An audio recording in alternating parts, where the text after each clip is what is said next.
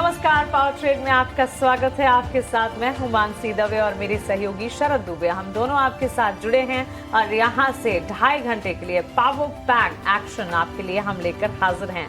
भारतीय बाजार के लिए मंगलवार की सुबह कैसी होगी? ढेर सारे ट्रिगर्स, इकोनॉमिक इंडिकेटिव, एक्शन और इवेंट्स के बीच आज भारतीय बाजार खुलने वाले हैं। देखिए, यूएस फेड की 2 दिवसीय बैठक का आज से शुरू होगी। उसके टेक्स हैं जिस पर हमें नजर रखनी होगी और साथ ही इंडिया यूएस के बीच ट्रेड नेगोशिएशंस जो हैं और वो पॉजिटिव है और वो काफी पॉजिटिव है। ये बातचीत जो है वो वापस शुरू होती हुई दिखेगी।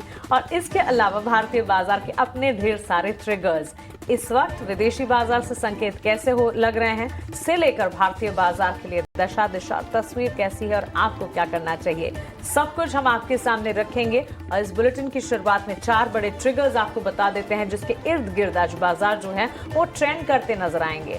सबसे पहले विदेशी बाजार से संकेत। अमेरिकी बाजार अच्छी क्लोजिंग दिखा रहे तो खास तौर से नैस्डैक में बढ़िया मजबूती थी। हालांकि डाउ जोन्स और S&P 500 नैस्डैक के मुकाबले परफॉर्म ज्यादा नहीं कर पा रहे थे, लेकिन S&P 500 में भी रिकॉर्ड हाई लेवल पर क्लोजिंग जो है वो कल के सत्र में देखने को मिली। वहीं एशियाई बाजार से हम देख रहे हैं थोड़ी सुस्ती की चाल और गिफ्ट निफ्टी की तरफ से इंप्लाइड इंडिकेशंस में भी हम सुस्त संकेत देख रहे हैं। लेकिन यूएस फेड की 2 दिवसीय बैठक और उसके बाद फेड अनाउंसमेंट क्या लेकर आएंगे इस पर सभी की नजर। क्या 25 बेसिस पॉइंट्स की कटौती होगी या फिर 50 बेसिस पॉइंट्स, जिस पर कुछ जानकार बता रहे हैं कि हो सकता है 50 बेसिस पॉइंट्स की कटौती हो, इस पर खास तौर से नजर रखनी होगी। And even important then that, tariff पर भारत और यूएस की बैठक, रिप्रेजेंटेटिव्स बातचीत का सिलसिला शुरू करने जा रहे हैं। गिफ्ट निफ्टी 25,150 के पास सपाट ट्रेंड दिखाते हुए ब्रेंट क्रूड यानी कि कच्चे तेल की चाल में भी यूएस फेड की बैठक से ठीक पहले हम $67-68 बैरल के आसपास की कामकाज देख रहे हैं। और भारतीय बाजार में स्टॉक स्पेसिफिक फ्लोज भी ढेर सारे हैं। अडानी एंटरप्राइजेस और एनसीसी जैसी कंपनियों पर नजर रखें।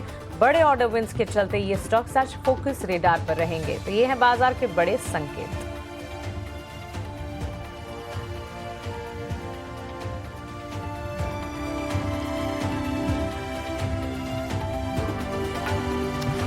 जी बिल्कुल। अब यहाँ पे देखें तो अहम बात तो मानसी ने बता दी है, लेकिन ग्लोबल ट्रिगर्स बहुत इंपॉर्टेंट हो रहे हैं और फेड की अहम मीट भी आज शुरू होने वाली है और उसके पहले एक बड़ा अपॉइंटमेंट आ गया है। मानसी, इस अपॉइंटमेंट के बारे में भी बताएं। और सुनने में आ रहा है कि ट्रम्प के बहुत खास अपॉइंटमेंट किया गया जस्ट एक दिन पहले। तो जरा बताएं कि किस तरह जो ग्लोबल सेटअप आ रही है और of course risk on sentiment overall बढ़ा है, तो जरा बताएं कि ट्रम्प की अपॉइंटमेंट क्या है और ग्लोबल ट्रिगर्स क्या कहते हैं। यस शरद, इनफैक्ट ट्रम्प के पसंदीदा और खास कहे जाते स्टीफन मिरान बैठक से ठीक एक दिन पहले उनकी नियुक्ति को मंजूरी मिल चुकी है।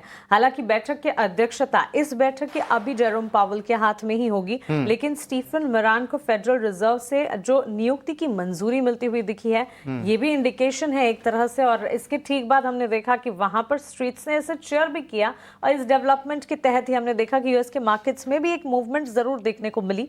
हालांकि इसे कितना कंपेयर करना चाहिए और इस बैठक में ये जो नियुक्ति की बात चली है, कितना ज्यादा इस पर भार देना चाहिए, देखना होगा कल जब बैठक का या इनफैक्ट बैठक का जब टेक अवे या फाइनल अनाउंसमेंट हमारे सामने आ जाएगा।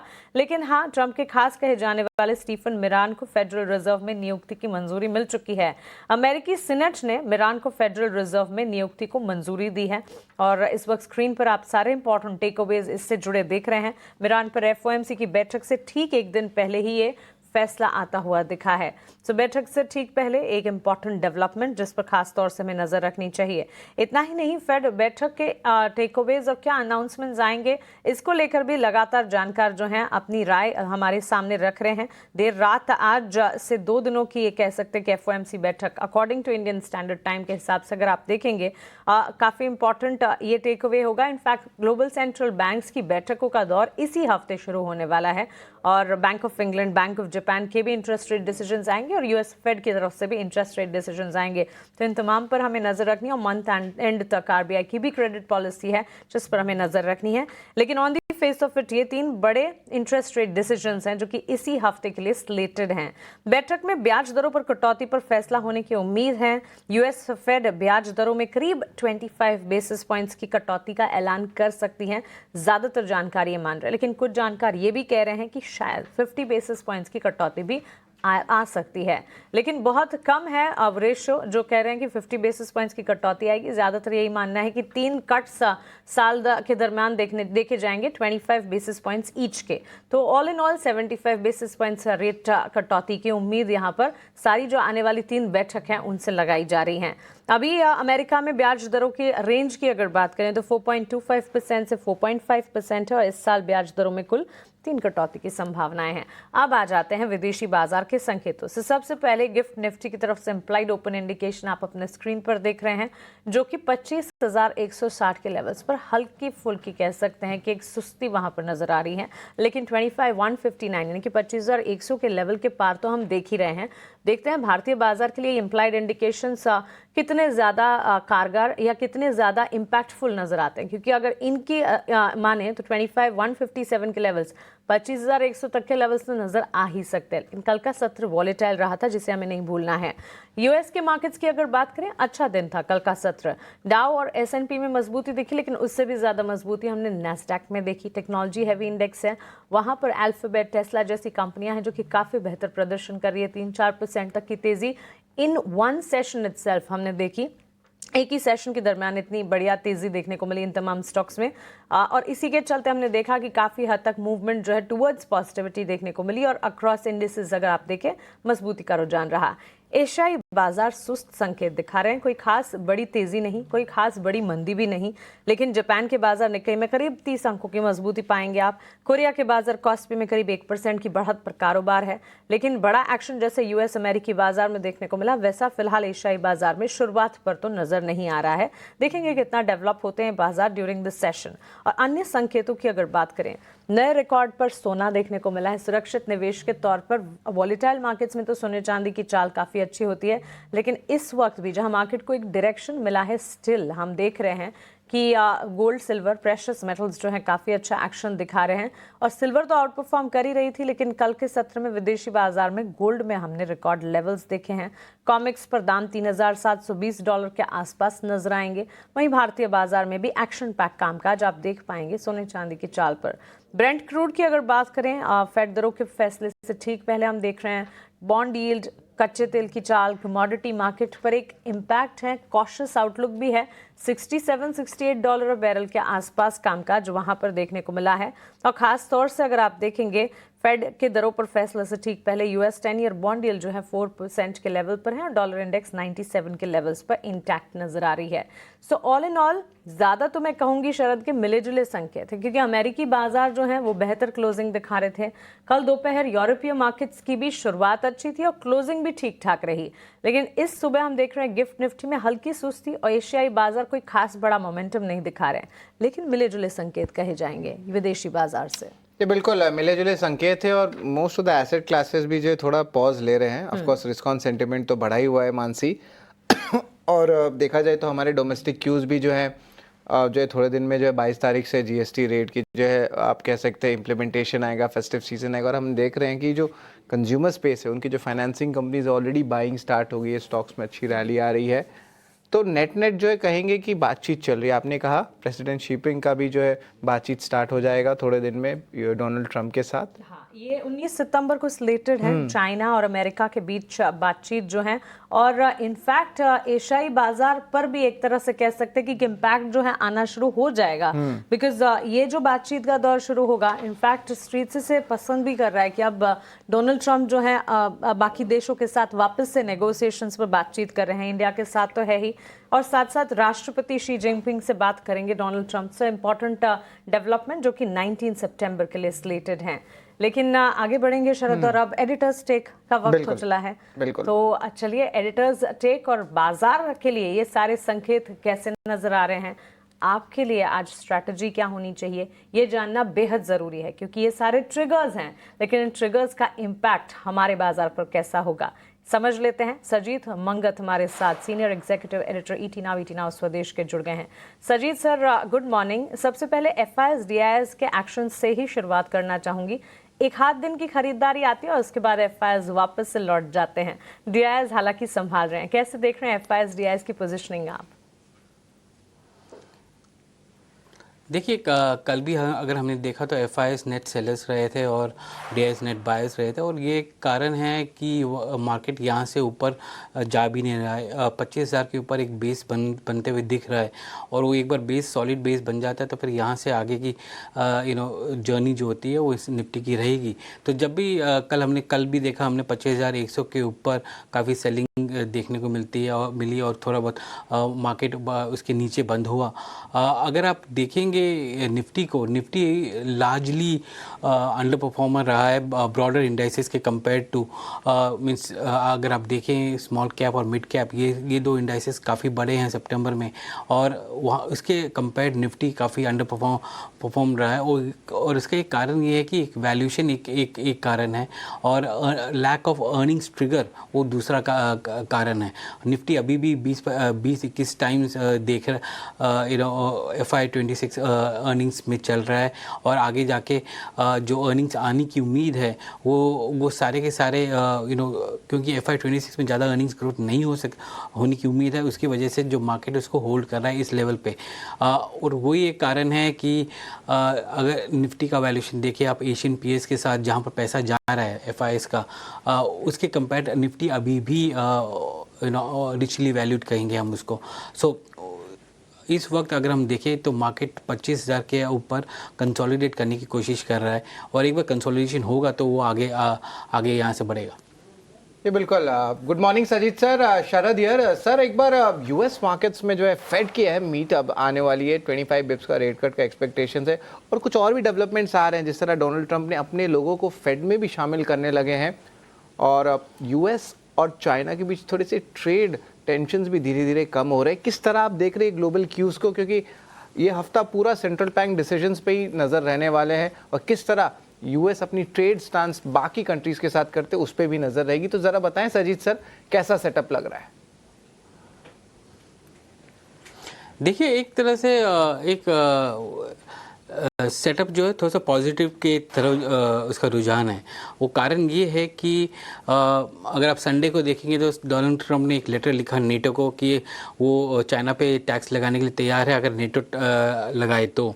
और मंडे को उसने कहा कि जो यूएस और चाइना के जो ट्रेड टॉक्स हैं वो अच्छे हैं। टिकटॉक में एक एग्रीमेंट हो सकता है जिसकी वजह से टिकटॉक को अमेरिका में ओन किया जाएगा उससे, और या कंट्रोल किया जाएगा।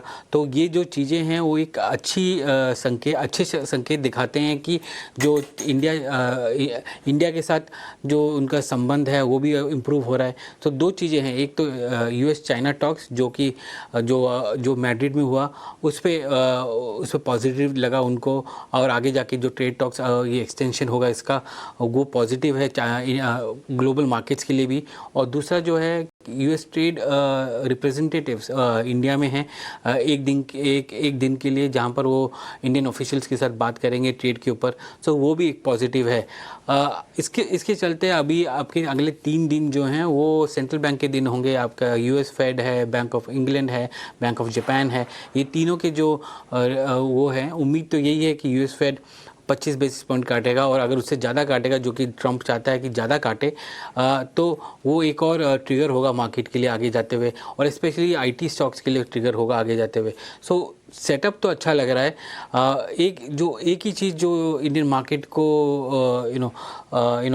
परेशान कर सकती है वो ये है कि आज के डेट में मार्केट जो है रिचली वैल्यूड है, अर्निंग्स ट्रिगर बहुत कम है, और अभी अर्निंग्स अपग्रेड जब आना शुरू होंगे तभी ये मार्केट आगे बढ़ने की कोशिश करेगा।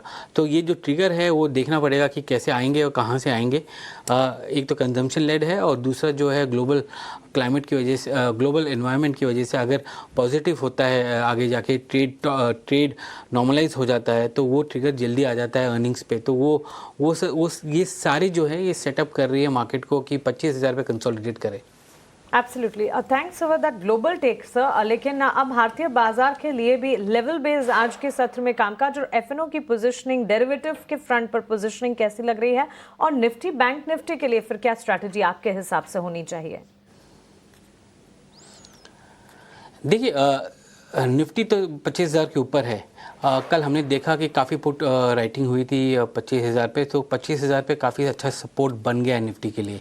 हमने ये भी देखा कि 25,100 और 25,200 पे काफ़ी कॉल राइटिंग हुई है, जिसकी वजह से थोड़ा सा रेजिस्टेंस दिख रहा है। बट 25,500 जो है अच्छा खासा रेजिस्टेंस है मार्केट के लिए इस वक्त। और हमने जो देखा है अभी 26,000 पे भी ओपन इंटरेस्ट बिल्डअप हो रहा है, तो वो एक एक इंडिकेशन है कि अगर मार्केट यहाँ से रन अप करेगा तो कॉल राइटर्स ऑलरेडी अपने पोजीशंस बिल्ड कर रहे हैं 25,500 और 25 और 26,000 पे। सो ये जो रन अप है उसकी तैयारी तो हो रही है, पर ये रन अप तभी हो पाएगा जब ट्रिगर्स आएंगे मार्केट में, और वो ट्रिगर्स अगले एक हफ्ते के जो एक्शंस हैं उसमें आएंगे। अगर आज इंडिया यूएस ट्रेड टॉक्स में कुछ निकलता है तो वो भी एक ट्रिगर होगा। फेड एक्शन अगर होगा तो उस पर भी एक ट्रिगर होगा। सो ये सारी जो ट्रिगर्स हैं और जो 22 सितंबर को जीएसटी इम्प्लीमेंटेशन होने वाला है, उसकी वजह से जो अगर कंजम्पशन की वजह से जो ऑन ग्राउंड रिपोर्ट्स आएंगी कि किस तरह से कंजम्पशन हो रहा है, वो भी एक ट्रिगर होगा। तो ये सारी जो ट्रिगर्स हैं वो बिल्डअप हो रही हैं, इसलिए हम देख रहे हैं कि कि पुट राइटिंग 25,000 में हो रही है और वहाँ पर एक बेस बनने की कोशिश कर रहा है। एफआईएस को अगर आप देखें तो वो लॉन्ग रहे हैं निफ्टी फ्यूचर्स में और निफ्टी बैंक में, जबकि दोनों तरफ हमने जो देखा है ओपन इंटरेस्ट घटा है एफआईएस का निफ्टी फ्यूचर्स और निफ्टी बैंक फ्यूचर्स में। तो वो एक शॉर्ट्स जो हैं वो भी थोड़े बहुत कवर हो रहे हैं, और पुट्स हमने देखे हैं। और इंडेक्स लॉन्ग पोजीशंस जो हैं वो लगभग 11.85 है, तो मार्जिनली बड़ा है, तो लॉन्ग पोजीशंस बिल्ड हो रहे हैं। तो ये सारे इंडिकेट करते हैं कि एक सेटअप हो रहा है मार्केट को यहाँ से बढ़ने के लिए। अब ये ट्रिगर्स कैसे एक्ट करेंगे वो उस पर डिपेंड करेगा। जी बिल्कुल, धन्यवाद सजीत सर। आपने जो है पूरा 360 डिग्री जो है एनालिसिस हमें बताया बाजार का, ग्लोबल मार्केट सेटअप और किस तरह अहम लेवल्स पे नज़र होनी चाहिए निफ्टी बैंक के। Thank you very much Sajeet sir, आप हमारे साथ जुड़े। लेकिन अब चलते हैं गौरव शर्मा के पास। गुड मॉर्निंग गौरव, बताएं बाजार का सेटअप कैसा लग रहा है? बाय द डिप की रणनीति दोनों की होनी चाहिए, निफ्टी बैंक का? Hi Sharad, good morning. Thanks for having me on the show today. बिल्कुल आपने सही कहा, बाजार के अंदर यहाँ बाय ऑन डिप्स की एक रणनीति बनानी चाहिए। जिस तरीके का क्लोजिंग कल के सेशन में हमने देखने को मिला, it was a complete range bound trade. बाजार एक नैरो रेंज के अंदर ट्रेड करता रहा पूरे दिन के अंदर।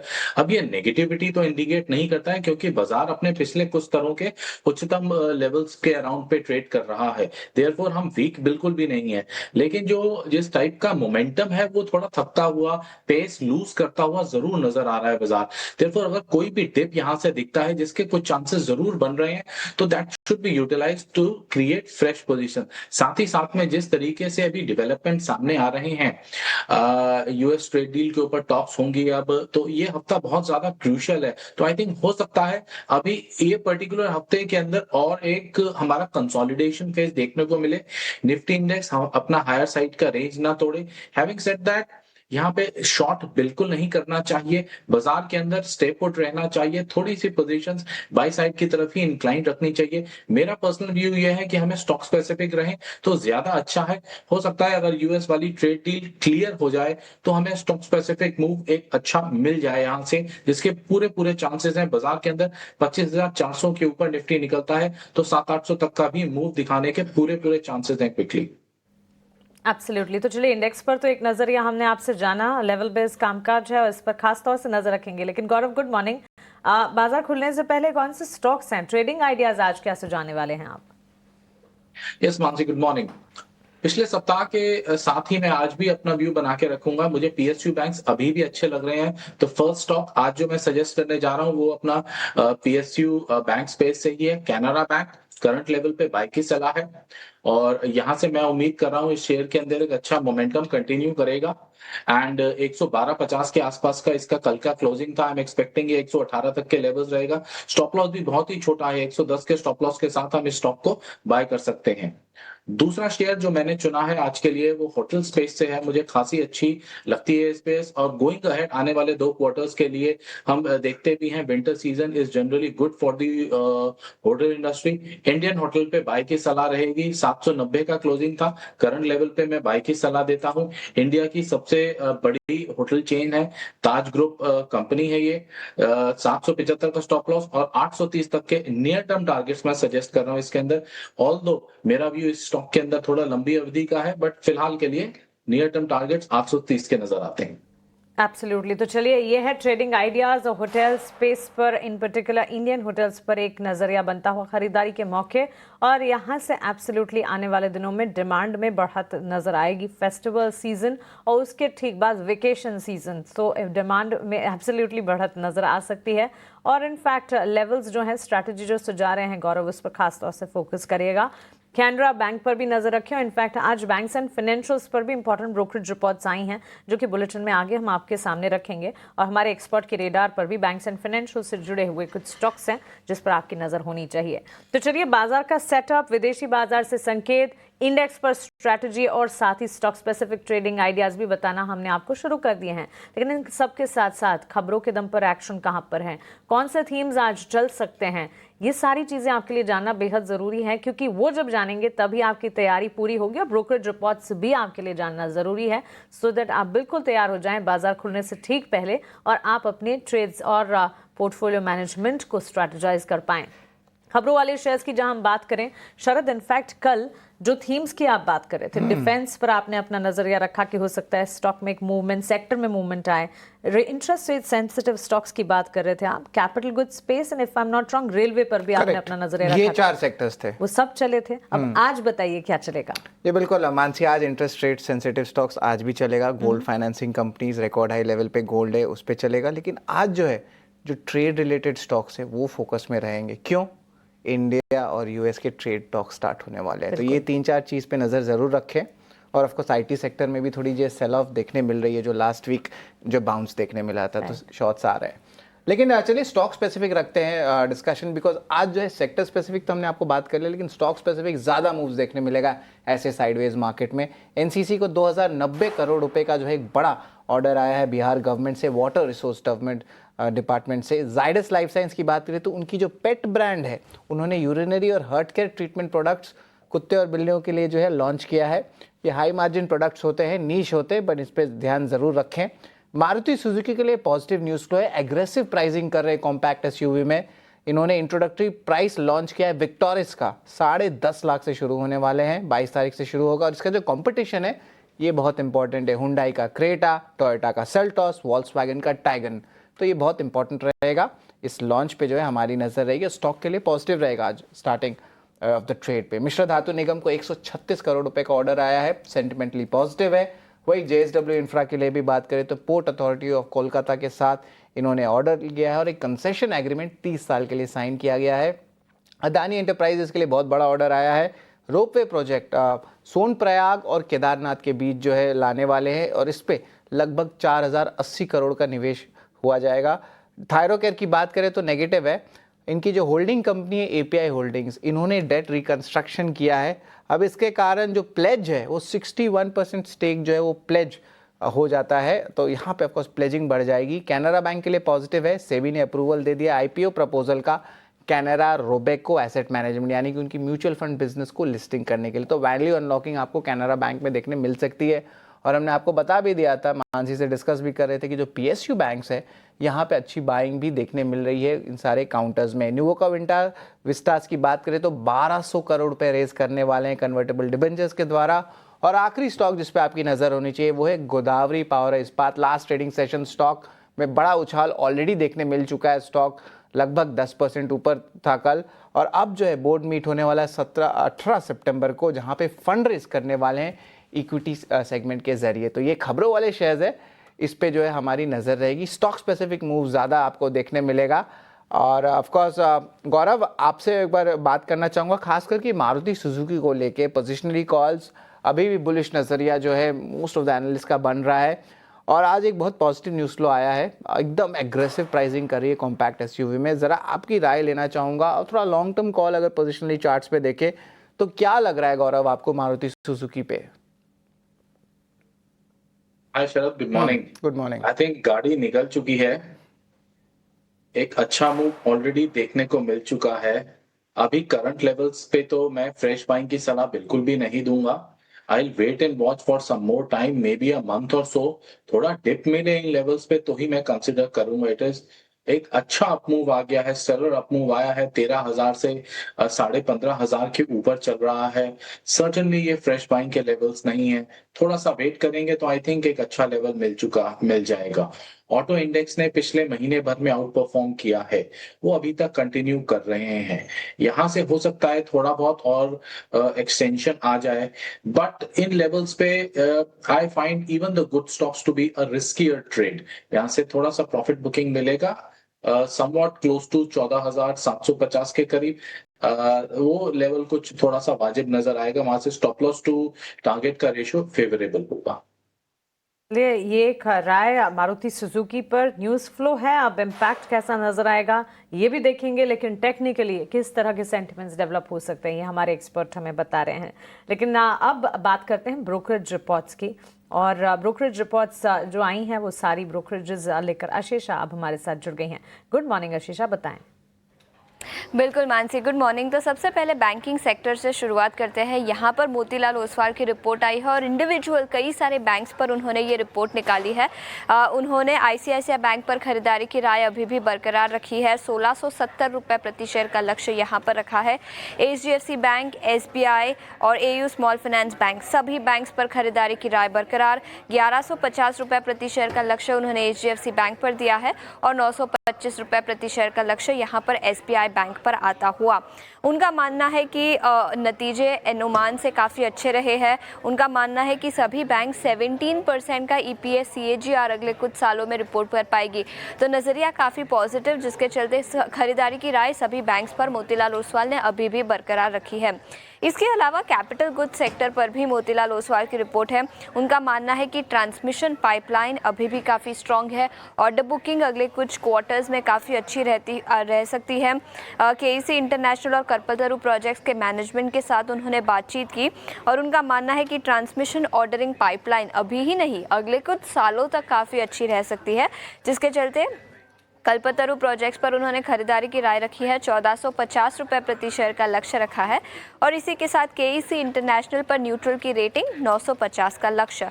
Oberoi realty real estate sector का ये प्लेयर और एंटीक की काफ़ी इंटरेस्टिंग रिपोर्ट है। उन्होंने खरीदारी की राय बरकरार 2269 का लक्ष्य उन्होंने यहाँ पर दिया है। उनका मानना है कि second half of the year में नवंबर के बाद काफ़ी अच्छे प्रोजेक्ट विंस कंपनी एंजॉय कर पाएगी। कई सारे लॉन्चेस है जो फाइनेंशियल्स पर रिफ्लेक्ट होगा, जिसके चलते रेवेन्यू और प्रॉफिटेबिलिटी ग्रोथ भी बुक्स में नजर आएगी। और इसी के साथ प्री सेल 5,500 से 6,000 का प्री सेल्स कंपनी FY26 में रिपोर्ट करेगी। तो काफ़ी अच्छा आउटलुक है। लॉन्चेस भी बढ़ते हुए नजर आ सकते हैं, जिसके चलते ये रिपोर्ट ओबेरॉय रियल्टी पर आई है। इसके अलावा नॉन फेरस मेटल्स पर भी एक रिपोर्ट है एंटी की। याद रखें, ग्लोबल टर्मोइल के चलते नज़रिया काफ़ी पॉजिटिव। उनका मानना है कि जियोपॉलिटिक्स के चलते कमोडिटी के प्राइसेस फॉर्म अप हो रहे हैं। इन्वेंट्री लेवल्स लोअर साइड पे है, जिसके चलते भी डिमांड बढ़ती हुई नजर आ रही है और डॉलर इंडेक्स कमज़ोर है और ये एक बड़ा पॉजिटिव होता है नॉन फेरस प्लेयर्स के लिए। तो इसी सेक्टर से नैल्को पर उन्होंने खरीदारी की राय 262, होल्ड की रेटिंग वेदांता पर 482 का टारगेट और हिंदुस्तान जिंक पर होल्ड की रेटिंग 482 का टारगेट। तो कई सारे स्टॉक स्पेसिफिक आइडियाज़ इस एंटी की रिपोर्ट से नॉन फेरस मेटल कंपनियों पर भी निकल कर आए हैं। एब्सोल्युटली आशीषा, बहुत शुक्रिया आपका हमारे साथ जुड़ने के लिए और ये सारे के सारे ब्रोकरेज रिपोर्ट्स जो हैं वो हमारे सामने रखने के लिए। इन तमाम ब्रोकरेजेस पर भी खास तौर से नज़र रहेगी। और इस बीच चलिए इन ब्रोकरेजेस पर ही बातचीत करते हैं और हमारे साथ एक और एक्सपर्ट हमारी पैनल पर जुड़ गए हैं। नरेंद्र सोलंकी है अब हमारे साथ और आनंद राठी से जुड़े हैं। उनसे समझते हैं कि फंडामेंटल नजरिया बाजार पर वो किस तरह का देख रहे हैं। नरेंद्र, गुड मॉर्निंग, स्वागत है आपका ET नाउ स्वदेश पर। कल हमने काफी वॉलेटाइल देखा बाजार को, हालांकि सेक्टर वाइज कुछ तमाम सेक्टर्स में बढ़िया एक्शन दिखा। Railway in fact was topping the charts और उसके अलावा अगर लार्जर सेक्टर्स की अगर बात करें हम देख रहे थे डिफेंस का खेमा भी कुछ हद तक मोमेंटम दिखा रहा था। अब रेट सेंसिटिव सेक्टर्स की भी बात हो रही है बिकॉज ग्लोबल सेंट्रल बैंक्स अपने इंटरेस्ट रेट डिसीजंस लेकर आने वाले हैं। कैसे देख रहे हैं मार्केट के फंडामेंटल पिक्चर को आप? Yeah, good morning. Yeah, definitely. Right now, what we are seeing is that the market has stabilized after seeing some correction of about 12 to 13%, and broadly, and within sectors, somewhere between 15 to 25 percentage. Now, going ahead, of course, this week, US Fed's rate decision is eyed, as well as the commentary on how he sees the rate cuts going forward, and then thereafterwards, from October onwards, the markets would be eyeing Q2 results. However, much of that has been already been factored. But right now, our view is that broadly we are positive on domestic manufacturing. So that theme has been continuously going on. It includes manufacturing, infrastructure, consumer durables, FMCG, likewise. And as far as export-related sectors like IT, pharma is concerned, we believe that there is not much of a downside right now in those sectors, and some stock-specific opportunities, of course, may be looked at it from a bounce-back perspective. Although a complete change of view is still, I think, few quarters away, wherein we would wait and watch how thing progresses from US point of view regarding tariffs and all.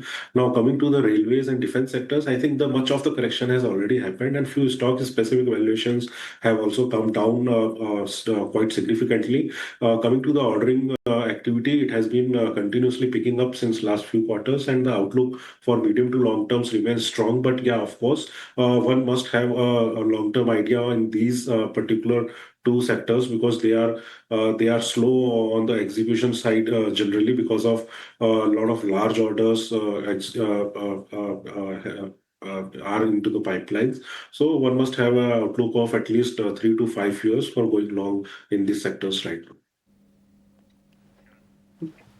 जी बिल्कुल, तो इस पे जो है focus ज़रूर रहेगा। एक बार हम नज़र डालना चाहेंगे। एक बार नरेंद्र जी, आपसे एक और सवाल मैं लेना चाहूँगा। इस पे जो है खास करके जो डेवलपमेंट्स आ रहे हैं आपके BFSI स्पेस के अलावा गोल्ड फाइनेंसिंग स्पेस पे भी नज़र रखिए। गोल्ड जो है अपने रिकॉर्ड हाई लेवल्स पे आ गया है। मुथूट फाइनेंस, मन्नपुरम फाइनेंस में तेज़ी देखने मिली है। आपको लगता है कि यहाँ से और भी एक अच्छी अपमूव आ सकती है? कैसा चार्ट सेटअप लग रहा है मन्नपुरम या मुथूट फाइनेंस पे? इस पे भी आपकी एक बार राय ले लें। जी बिल्कुल। गोल्ड का प्राइस अगर आप देखें तो ऑलमोस्ट $3700 को नियर अबाउट टच कर ही चुका है। एंड जनरली हमने देखा है कि गोल्ड फाइनेंस कंपनीज जो इस टाइप की साइकिल होती है उसमें अच्छा परफॉर्म करती है। So as a sector there is nothing wrong. बस हमें क्वार्टर ऑन क्वार्टर बेसिस पे ध्यान रखना होगा कि एनपीए सिचुएशन तो कहीं वापस से डेवलप ना हो जाए। अदरवाइज उसके अलावा बाकी फिलहाल टेलविंड्स की अगर बात करें तो काफी स्ट्रॉन्ग टेलविंड्स है ये सेक्टर में। और बिकॉज हमारा इसी सेक्टर में नहीं, इनफैक्ट जो कंज्यूमर रिलेटेड फाइनेंशियल सेक्टर्स है वहां पे भी हमारा काफी पॉजिटिव रुझान है, जैसे कि बजाज फाइनेंस हो गया, पूनावाला फिनकॉर्प, चोला फाइनेंस हो गया। तो ये टाइप में स्टॉक्स में भी आप पॉजिटिव व्यू रख सकते हैं। बिल्कुल, तो इस पे जो है फोकस ज़रूर रहेगा। गौरव, एक बार डेवलपमेंट्स पे बात करें तो एनसीसी को एक बार चार्ट लेके आते हैं। यहाँ पे देखें तो 2090 करोड़ का जो है बड़ा ऑर्डर जो है बिहार से आया है, और स्टॉक देखें तो लास्ट ट्रेडिंग सेशन में भी जो है डेज हाई पे क्लोज किया था, लगभग 1.5% ऊपर। गौरव, ज़रा बताएं आपकी क्या व्यूज़ रहेगी एनसीसी पे? बहुत सारे ऑर्डर फ्लोज अब धीरे धीरे करके आ रहे हैं, तो कैसा लगता है चार्ट्स पे? शॉर्ट टर्म बेसिस पे ही बताएं। यहाँ से एक पुल बैक रैली का, एक अपमूव का संकेत जरूर मिल रहा है। 212 की कल की क्लोजिंग है। वॉल्यूम बैक बाइंग कल के सेशन में भी देखने को मिली। 1.5% से ज्यादा का उछाल था। जिस तरीके से आपने बताया कि ऑर्डर मिला है इस कंपनी को, एक अच्छा बड़ा ऑर्डर है बिहार सरकार से जो मिला है, तो मैं उम्मीद कर रहा हूँ इस शेयर के अंदर आज एक गैप अप ओपनिंग के पूरे चांसेस हैं और 220-222 तक का लेवल देखने को मिल सकता है। ऑलराइट, टारगेट और स्टॉप लॉस 222 के टारगेट्स आपने बताए, राइट? स्टॉप लॉस क्या बता रहे हैं आप गौरव? ट्रेडिंग के लिए कल के लो का स्टॉप लॉस काफी रहेगा। ये एक वाजिब लेवल है 208 का। ठीक है, सो ये एक राय नागार्जुना कंस्ट्रक्शन कंपनी। इनफैक्ट आज के सत्र में कई सारे ऐसे प्लेयर्स हैं जो कि ऑर्डर विन के चलते फोकस रेडार पर रहेंगे। अडानी ग्रुप स्टॉक्स में भी अडानी एंटरप्राइजेस पर खासतौर से आपको नजर रखनी चाहिए। इसके अलावा एनसीसी के स्टॉक में भी, बिकॉज ऑर्डर विन्स हैं, न्यूज फ्लो का इम्पैक्ट नजर आएगा। कल करीब 1.5% की तेजी पर यह स्टॉक क्लोज हुआ है। यहाँ से आगे फर्दर अपसाइड जो है वो एंटिसिपेट की जा सकती है। इसके अलावा अगर देखें, और कल के सत्र में जिस तरह के मार्केट के ट्रेंड्स नजर आ रहे थे, थीम्स थे इनफैक्ट गौरव, जो कि कल चल रहे थे, इसमें हमने देखा रेलवे स्टॉक्स में बजिंग ट्रेंड था। इसके अलावा कुछ तमाम स्टॉक्स थे जैसे कि डिफेंस और शिप बिल्डिंग, जहां पर ब्रोकरेज रिपोर्ट्स आना शुरू हुई और उसके ठीक बाद हमने देखा कि स्टॉक्स में मजबूती नजर आई। Will start with railway shares, RVNL, IRFC, IRCTC, RailTel, ये सारे स्टॉक्स को एक बार देखना चाहिए। कल के सत्र में आउट परफॉर्म कर रहे थे। एग्जिस्टिंग पोजीशन जिनकी है या फिर नई पोजीशन बनाने का मन है, क्या राय होगी? रेलटेल करीब 7% की तेजी पर क्लोज हुआ है कल। मानसी, सही कहा आपने। कल के सेशन के अंदर हमने एक वापसी आती हुई देखी। रेलवे स्टॉक्स के अंदर अच्छी बाइंग थी। आई थिंक शायद आउट परफॉर्मर रहा है कल के सेशन में। आज के सेशन में मुझे इरकॉन का स्टॉक काफी अच्छा लग रहा है। जिस तरीके का कल का ऑफलेट बिल्कुल अंत तक इस शेयर के अंदर एक बाइंग मोमेंटम बरकरार रहा। वॉल्यूम बैक बाइंग थी। ऑलमोस्ट 6.5% के ऊपर का क्लोजिंग रहा है स्टॉक का। मैं उम्मीद कर रहा हूं ये अपमूव आज भी देखने को मिलेगा और इस स्टॉक के अंदर लगभग 190 से 195 तक के लेवल्स के हमें 1-2 दिन के अंदर हम उम्मीद कर सकते हैं। स्टॉप लॉस भी नजदीक ही है, 178 रुपए का स्टॉप लगा के इस स्टॉक के अंदर अभी भी करंट लेवल से बाइंग की जा सकती है। ऑलराइट, तो चलिए करंट लेवल्स पर भी रेलवे में आपको मौके मिलेंगे जहां पर बाइंग इनिशिएट की जा सकती है। इरकॉन इंटरनेशनल में भी कल हमने करीब 7% की तेजी 183 के लेवल्स पर क्लोजिंग देखी है। इसके अलावा डिफेंस जिसका जिक्र मैं कर रही थी, नरेंद्र, एक टेक आपसे लेना चाहूंगी। देखिए महंगे वैल्यूएशंस, डिफेंस का सेक्टर काफी अच्छा चला जरूर, और पिछले 6 महीने में कोई भी डिफेंस या शिप बिल्डिंग कंपनी उठा लीजिए और बेहतर रिटर्न्स दिए हैं, लेकिन उसके बाद काफी महंगे भी हो चुके हैं। एक डाउनसाइड मोमेंटम का फेज भी देखा और वापस से अब तेजी की तरफ बढ़ते हुए। क्या कन्विक्शन है डिफेंस शिप बिल्डिंग पर, या फिर लगता है कि काफी चले हैं और काफी एक्सपेंसिव हैं तो इसे वॉच लिस्ट में रखना चाहिए? जी, एज अ सेक्टर बिल्कुल कन्विंसिंग है यहाँ पे। आप तो इसमें कोई दो राय नहीं है। डिफेंस आगे next 3 to 5 years and beyond grow करने वाला है, और जो टॉप लाइन इनकी हिस्टोरिकली हमने देखी है उससे बहुत ही अच्छी ग्रोथ आने वाली है। लार्जली ऑलमोस्ट सभी कंपनीज में, चाहे वो हिंदुस्तान एरोनॉटिक्स हो, भारत डायनामिक्स हो, भारत इलेक्ट्रॉनिक्स हो, पारस डिफेंस हो, डेटा पैटर्न्स, केन्स टेक्नोलॉजीज, तो ये सारे स्टॉक्स में काफी अच्छी हाई ग्रोथ आने वाली है। और इसमें 3 to 5 years के लिए हमें बहुत ही स्ट्रॉन्ग कन्विक्शन है। लेकिन आपको सिर्फ यहाँ पे ये देखना है कि वैल्यूएशंस को किस हिसाब से आप प्ले आउट करेंगे, और आपके पास पेशेंस होना चाहिए यहाँ पे। तो जहां तक ग्रोथ की बात है तो नो डाउट ग्रोथ बिल्कुल आने वाली है। थोड़ा लंपी रह सकता है बिकॉज एज ए सेक्टर काफी चंकी और लंपी ऑर्डर बुक्स होती है। प्लस इसमें काफी सारे गवर्नमेंट के डिपार्टमेंट्स इन्वॉल्व होते हैं। प्लस काफी सारे प्रोडक्ट ट्रायल स्टेज से होके और फाइनल अप्रूवल स्टेज में जाते हैं, तो कहीं ना कहीं पे कुछ ना कुछ डिलेज हमें बिल्कुल देखने को मिल सकते हैं। तो ये सारी चीजें अगर आप फैक्टरिंग करके चलेंगे तो 3 to 5 years down the line बिल्कुल आपको ग्रोथ देखने को मिलेगी और काफी अच्छी अपॉर्चुनिटी है। बस आपको स्टॉक स्पेसिफिक थोड़ा सा वैल्यूएशंस और पेशेंस का आपको यहाँ पे ध्यान लेके चलना पड़ेगा, और शॉर्ट टर्म में आप इसको टाइम करने की कोशिश ना करें। ठीक है, तो ये एक राय, और स्ट्रैटेजाइज करना चाहिए डिफेंस और शिप बिल्डिंग को on a longer term play. लंबी अवधि के लिए डिफेंस और शिप बिल्डिंग स्पेस जो है काफ़ी अट्रैक्टिव है भी। मौजूदा सरकार फोकस भी कर रही है इंडिजिनाइजेशन के लिए, डिफेंस के स्वदेशीकरण और आत्मनिर्भर होने के लिए, और इस पर काफ़ी डेवलपमेंट हो चुका है ऑलरेडी और आगे भी डेवलपमेंट होता रहेगा। और यही एक कारण है जबकि हम देख रहे हैं डिफेंस स्टॉक्स में इतना ज़्यादा एक मजबूती का ट्रेंड नज़र आया था और आने वाले दिनों में भी नजर आएगा जरूर। अब संवर्धना मदरसन के चार्ट्स को एक बार देखना चाहिए। कल के सत्र में बढ़िया तेजी का ट्रेंड देखने को मिला। लगभग हम देख रहे हैं स्पेस से जुड़े स्टॉक्स जो हैं आए दिन मोमेंटम दिखाते हैं। कल का सत्र तो काफी वॉलेटाइल था, लेकिन गौरव आपसे एक टेक जानना चाहूंगी। कंपनी के मैनेजमेंट का ही कहना है कि विजन 2030 प्लान के तहत बेहतर रेवेन्यू ग्रोथ और प्रॉफिटेबिलिटी का लक्ष्य वो मनाकर चल रहे हैं। संवर्धना मदरसन पर आपकी राय क्या होगी? फॉर्मेशंस बहुत अच्छे हैं। मैनेजमेंट कमेंट्री काफी ऑप्टिमिस्टिक आ रही है। ये एक दिग्गज ऑटो एंसिलरी कंपनी है। एक्सपोर्ट के अंदर काफी ज्यादा इनका एक्सपोजर है यूरोपियन मार्केट में। देयरफॉर ये थोड़ा सा एक कॉशियस भी अप्रोच देता है। Having said that, European union से हमारे अच्छे संकेत मिल भी रहे हैं for positive trade deal.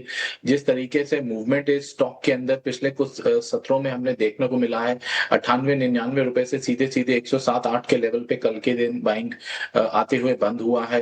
Congestion breakout clearly आ चुका है स्टॉक के अंदर। आई थिंक थोड़ा सा अगर लंबी अवधि 2 से 3 हफ्ते का अगर कोई ट्रेडर बना के अपना व्यू रख ले और कोई भी डिप आए तो उसके अंदर छोटा छोटा करके ऐड करे, तो आई थिंक ये पर्टिकुलर अपमूव 115 से 118-20 तक का एक्सटेंड होना चाहिए। चलिए, तो बिल्कुल समल में करीब 3% की बढ़त पर कल हमने क्लोजिंग देखी और यहाँ से आगे आज के सत्र पर भी स्टॉक में किस तरह का इम्पैक्ट है इस पर फोकस करेंगे। 107 108 के लेवल्स पर ये क्लोज हुआ है। लेकिन चलिए, हमारी पैनल पर एक और एक्सपर्ट को अब हम ऐड कर रहे हैं और ये एक्सपर्ट जो हमारी साथ पहली बार जुड़े हैं, वत्सल भुवा है LKP सिक्योरिटीज से। वत्सल, बहुत शुक्रिया। Welcome to 18 hours Swadesh. Good morning to you and longer collaboration. आपके बेस्ट विशेस हमारे साथ आपको। और शुरुआत करते हैं और बताइए आपके लिए, let me give you a plain canvas and you paint it for us. कैसे देख रहे हैं बाजार की चाल और आपकी तरफ से स्टॉक स्पेसिफिक रिकमेंडेशंस क्या होंगे? वेरी गुड मॉर्निंग मानसी जी, और thank you for having me. हम कुछ सेशंस से देख रहे हैं कि निफ्टी अपनी 50 डेज और 20 डेज ईएमए के ऊपर सस्टेन कर रहा है। लास्ट वीक निफ्टी ने कॉन्फिडेंटली 25,000 के लेवल्स के ऊपर क्लोजिंग दी थी, but however right now Nifty एक स्ट्रॉन्ग रेजिस्टेंस जोन के में ट्रेड कर रहा है, जो प्लेस्ड है 25,100 और 25,200 के जोन पे। यहाँ पे हमने लास्ट 3 इंस्टेंस देखे थे जहाँ पे एक सेल ऑफ देखने को मिला था इस लेवल पे, बट हाउएवर निफ्टी अपने 50 डेज ईएमए के ऊपर सस्टेन कर रहा है। तो मुझे एक पॉजिटिव ट्रेंड बनता हुआ दिख रहा है। बाय ऑन डिप अप्रोच रखनी चाहिए, पर मुझे लगता है कि एक फाइनल ब्रेकआउट जो 25,200 पे आने से पहले मुझे निफ्टी में एक डिप दिखाई दे रहा है, जो तो निफ्टी में मुझे एक 100 to 120 पॉइंट्स का एक डिप दिखाई दे रहा है। तो ये डिप एक बाइंग अपॉर्चुनिटी रह सकती है इंडेक्स ट्रेडर के लिए, जहां पे निफ्टी का इमीडिएट सपोर्ट बन रहा है 24,950 के 950 पे। तो यहाँ पे एक बाइंग अपॉर्चुनिटी को देखना चाहिए with the stop loss of 24,800 levels. तो ये तो रही निफ्टी की बात। तो ब्रॉडर मार्केट मुझे अच्छा लग रहा है, क्योंकि सिंस फ्यू सेशंस हमें मार्केट ब्रेथ एक्सपेंशन देखने को मिल रहा है, as well as sector rotation भी देखने को मिल रहा है। तो और हमें एक थीमेटिक बाइंग देखने को भी मिल रही है, जिसमें हमें सेमीकंडक्टर के स्टोरी के पीछे मेटल एंड माइनिंग स्टॉक में अच्छी एक thematic buying, as well as defence sector में भी अच्छी बाइंग देखने को मिल रही है। जीएसटी रिस्ट्रक्चरिंग के पीछे हमें ऑटो सेक्टर और कंजप्शन थीम को भी एक बूस्ट मिला, तो कंजप्शन स्टॉक और ऑटो सेक्टर में भी बाइंग देखने को मिल रही है। हालांकि कुछ दिनों से थोड़ी बहुत कूलिंग ऑफ हो रही है सेक्टर में। हाउएवर ऑटो सेक्टर अभी अपनी 20 डेज एक्सपोनेंशियल मूविंग एवरेज के स्टिल ऊपर सस्टेन कर रहा है। तो मुझे लगता है ऑटो सेक्टर में एक बाय ऑन डिप रह सकता है। पर मेरे 2 स्टॉक है जो मुझे लगता है कि एक अच्छे मोमेंटम में है। एक स्टॉक है लुपिन, जो फार्मा सेक्टर से, और हालांकि फार्मा सेक्टर एक रेंज में फंसा हुआ है, पर अगर हम लुपिन की बात करें तो लुपिन में हमें एक फॉलिंग चैनल ब्रेकआउट देखने को मिला है। स्टॉक ने अपने 200 डेज एक्सपोनेंशियल मूविंग एवरेज को रिक्लेम किया है। तो मुझे लगता है लुपिन में एक लॉन्ग पोजीशन बना के चलना चाहिए with the stop loss of 1950 for the upside target of 2250। दूसरा एक स्टॉक रहेगा बजाज फाइनेंस। तो स्टॉक में कुछ इवेंट्स के बाद हमें एक ट्रेंड डिस्ट्रप्शन देखने को मिला था, पर स्टॉक में 200 डेज एक्सपोनेंशियल मूविंग एवरेज के पास सपोर्ट लेके वापस अपने ट्रेंड को रिक्लेम किया है। और जीएसटी के न्यूज के बाद हमें एक अच्छा खासा स्टॉक में एक मोमेंटम दिखने को मिला है। बट स्टॉक हालांकि एक ओवरबोट जोन में ट्रेड कर रहा है, तो स्टॉक में एक बाय ऑन डिप अप्रोच रखना चाहिए। तो अगर आपको कोई भी डिप मिलता है टुवर्ड्स 990 980 लेवल्स, तो उस डिप को यूटिलाइज करना चाहिए बाय करने के लिए for the upside target of 1060, और एक 950 का एक स्टॉप लॉस लगा के इसमें लॉन्ग पोजीशन में कैरी करना चाहिए। ये बिल्कुल वत्सल, बजाज फाइनेंस और कुछ buy the dip opportunities auto space से भी मिल रही है। टारगेट प्राइस देखें तो 1060 का, स्टॉप लॉस 945 का है। लेकिन कुछ न्यूज़ फ्लोज है जिसपे जो है हमारी नज़र है। मिश्र धातु निगम मिधानी पे बात करें तो लगभग 136 करोड़ रुपए का ऑर्डर आया है और ऑर्डर फ्लोज जो है इस सेगमेंट में बढ़ते जा रहे हैं। गौरव, एक बार मिश्र धातु निगम मिधानी पे एक बार नज़र डालें, यहाँ पे टेक्निकल चार्ट सेटअप कैसा लग रहा है? कल तो डिसेंट अपमूव आया था, 7 दिन में लगभग स्टॉक 8% ऊपर भी है। इन्वेस्टर्स के लिए आपकी क्या राय रहेगी? स्टॉक अच्छा लग रहा है चांस पे। एक रेंज का अंडर कंसोलिडेशन का ब्रेकआउट आता दिखाई दे रहा है यहाँ से। मैं एक्सपेक्ट कर रहा हूँ इसके अंदर ये अपमूव कंटिन्यू रहेगा। 8 से 10 दिन का ट्रेडिंग सेशन का अगर व्यू लगाएं तो इवन 460 465 तक के लेवल्स भी पॉसिबल हैं। स्टॉप लॉस भी बहुत ही नजदीक है, तो ट्रेडर्स के लिए एक परफेक्ट बेट है। 380 रुपए का एक स्टॉप लॉस लगा के इसमें बाई की पोजीशन बनाई जा सकती है 1 से 2 सप्ताह के लिए। ये बिल्कुल, तो इस पे जो है हमारी नज़र ज़रूर रहने वाली है। कैनरा बैंक एक बार लेके आए। पीएसयू बैंक्स पे हम आप बार बार बता रहे थे कि अच्छी बाइंग देखने मिल रही है, डिलीवरीज अच्छे आ रहे हैं। इंटरेस्ट रेट सेंसिटिव स्टॉक्स में जो है बेनिफिट पीएसयू बैंक्स को देखने मिलता है और अगर इंफ्रा कैपेक्स आता है तो पीएसयू बैंक सबसे पहले चलते भी हैं। पीएसयू बैंक्स में कैनरा बैंक का लेकिन एक और ट्रिगर आ गया है, ये है वैल्यू अनलॉकिंग का, जहाँ पे कैनरा रोबेको एएमसी को जो है आईपीओ की सेबी की मंजूरी मिल गई है। अब इसके कारण ऑफ कोर्स थोड़ी वैल्यू अनलॉकिंग देखने मिल सकती है, तो एक और ट्रिगर आ जाता है कैनरा बैंक का। देखें तो लास्ट ट्रेडिंग सेशन में भी हरे निशान में ट्रेड किया, स्टॉक 1.5% ऊपर था। नरेंद्र जी, एक बार कैनरा बैंक की चार्ट देखें, यहाँ पे जो है और जो है स्कोप होता है अपमूव का। लास्ट सेशन में हमने थोड़ी स्पाइक भी देख ली थी, तो यहाँ से थोड़ी सी और पोजिशनल सेटअप कैसा लग रहा है? जी, फंडामेंटली तो कैनरा बैंक फिलहाल हमारी कवरेज पे नहीं है, इसलिए रिकमेंडेशन नहीं है हमारी। लेकिन जी हाँ, पीएसयू बैंक्स में हम काफ़ी पॉजिटिव हैं। हालांकि अगर रिजल्ट देखें तो Q1 में काफ़ी अच्छे रिजल्ट्स आए थे, तो आशा है कि आगे भी कंपनी रिजल्ट अच्छे लेके आएगी। लेकिन ओवरऑल जो बैंकिंग सेगमेंट है वहाँ पे हमारा पॉजिटिव व्यू है। और यहाँ पे पीएसयूज में अगर हमारी फेवरेट पिक देखें तो इंडियन बैंक है और बड़े स्टॉक्स में एसबीआई है। बिल्कुल, तो कैनरा बैंक के अलावा जो है ऑफ कोर्स देखा जाए तो एसबीआई भी। और कौन सा स्टॉक आपने बताया नरेंद्र जी आपके जो पिक्स में है? इंडियन बैंक और इंडियन एसबीआई? बैंक। जी बिल्कुल, तो इंडियन बैंक और एसबीआई, इसमें भी जो है देखें कि लास्ट हाफ एन आवर में दोनों ही पीएसयू बैंक्स में जो है अच्छी अपमूव आई और जिस तरह निफ्टी बैंक को सपोर्ट किया। लेकिन अभी देखा जाए तो एक बार बाजार पे देख लेते तो गिफ्ट निफ्टी जो है फ्लैट टू पॉजिटिव की जो इम्प्लाइड ओपनिंग आ रही है, जिस तरह ग्लोबल क्यूज सजेस्ट कर रहे हैं। और नेट आज भारत में जो है यूएस के साथ ट्रेड डील की बातचीत होगी, ट्रेड डेलीगेशन भी आ रहे हैं, रिपोर्ट सजेस्ट कर रहे हैं, तो नेट ज़्यादा पॉजिटिव फ्लो ही लगने वाला है। वत्सल, आपसे मैं जो हूँ बात करना चाहूँगा थोड़े लॉन्ग टर्म बेसिस पे सीमेंट स्पेस को लेके। आपको सीमेंट पे जो स्टॉक स्पेसिफिक मूव्स तो ज़्यादा नहीं आ रहे, लेकिन जिस तरह जीएसटी रेट कट आ रहा है, उसकी ट्रांसमिशन हो रही है और मॉनसून विड्रॉ कर रहा है, तो अक्टूबर ऐसा मंथ है जहाँ पे प्राइसिंग पावर, डिमांड और जो है ऑफ कोर्स एक बुलिश नज़रिया भी बन रहा है टेक्निकल एनालिस्ट का। किस तरह आप सीमेंट स्पेस को देख रहे हो और कोई अच्छा सीमेंट स्टॉक लग रहा है जहाँ पे रिस्क रिवॉर्ड रेशियो अच्छा है, पोजिशनल कॉल दे 1 से 2 महीने के बीच अगर होता है तो? जी, सीमेंट स्टॉक में मुझे अभी भी एक कंसोलिडेशन लग रहा है। मुझे लग रहा है कि एक तेजी से पहले का एक अक्यूमुलेशन जोन है सीमेंट स्टॉक में, अच्छा एक बेस फॉर्मेशन बन रहा है। और मुझे एक स्टॉक जो अच्छा लग रहा है वो है एसीसी सीमेंट। तो मुझे टेक्निकली ये स्टॉक रिस्क टू रिवार्ड के हिसाब से मुझे स्टॉक अच्छा लग रहा है, तो मुझे लगता है स्टॉक में पोजिशनल ट्रेड लिया जा सकता है।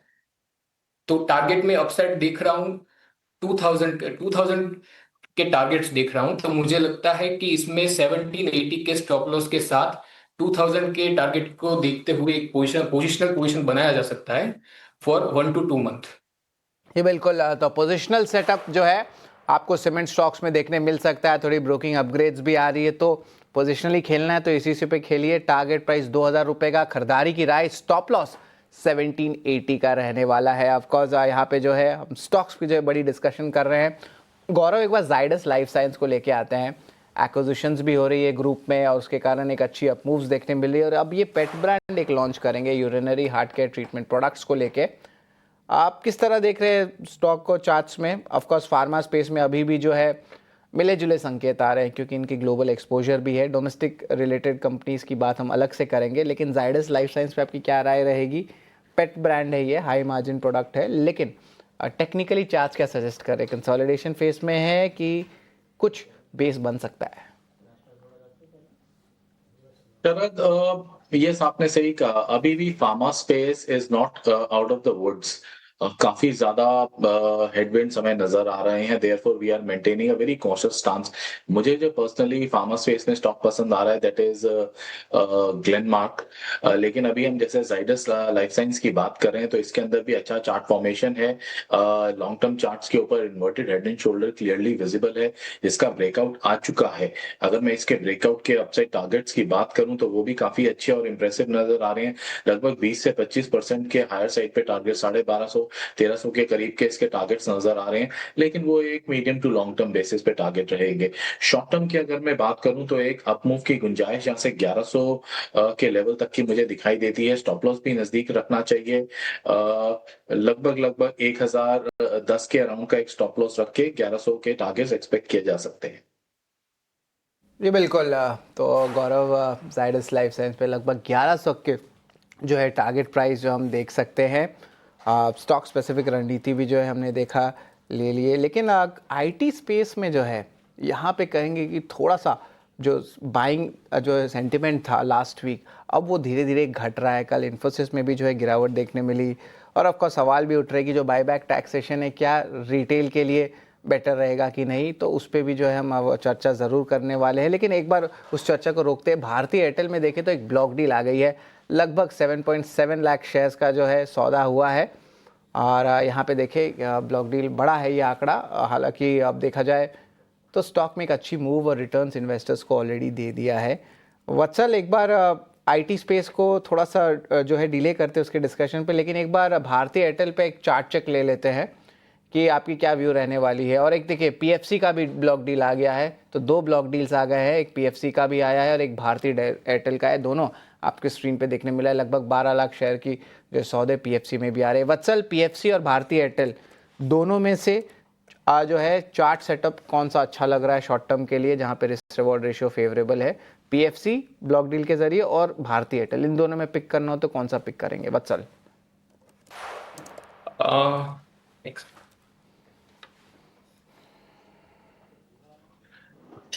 जी, अगर मुझे पीएफसी और भारतीय एयरटेल में से पिक करना हो तो मैं पीएफसी पिक करूंगा, क्योंकि मुझे इसमें रिस्क टू रिवॉर्ड एक अच्छा दिख रहा है। हालांकि भारतीय एयरटेल का चार्ट सेटअप भी अच्छा है, पर मुझे पीएफसी में एक रिस्क टू रिवॉर्ड फेवरेबल दिख रहा है, तो मुझे लगता है पीएफसी में एक लॉन्ग पोजीशन बनाया जा सकता है। 388 के स्टॉप लॉस को रख के हमें 425 के शॉर्ट टर्म टारगेट्स देखने को मिल सकते हैं, तो मेरा चॉइस रहेगा पीएफसी।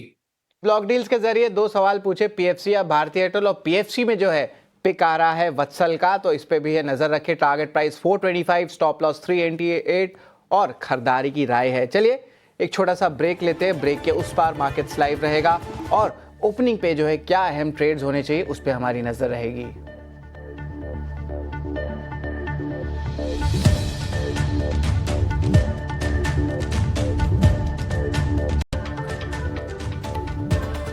तो हमारे शो में गौरव शर्मा ग्लोब कैपिटल से, वत्सल भुवा एलकेपी सिक्योरिटी से और नरेंद्र सोलंकी आनंद राठी से जुड़ रहे हैं। एक्शन पैक ये शो रहने वाला, स्टार्ट हम करने वाले। सबसे पहले गौरव आपसे ही शुरुआत करते हैं। बाजार का सेटअप लार्जली जो है रेंज बाउंड रहने वाला है शुरुआती स्तर पे, लग रहा है जिस तरह गिफ्ट निफ्टी इंडिकेट कर रहे हैं। आपकी क्या राय रहेगी निफ्टी बैंक पे? तो एक म्यूट ओपनिंग की एक्सपेक्टेशन है यहाँ से। हो सकता है बाजार के अंदर कुछ 20-50 पॉइंट की थोड़ी प्रॉफिट टेकिंग भी मिल जाए, और अगर ऐसा होता है और बाजार 25,000 के या उसके लेवल के नीचे ट्रेड करता है तो आई थिंक वो एक शॉर्ट टर्म के लिए एक बाइंग अपॉर्चुनिटी बनेगा। देयरफॉर मैं एक बाय ऑन डिप्स की सलाह दूंगा। यहाँ पे हायर साइड पे बाजार के अंदर 25,200 का रेजिस्टेंस लेवल बरकरार है।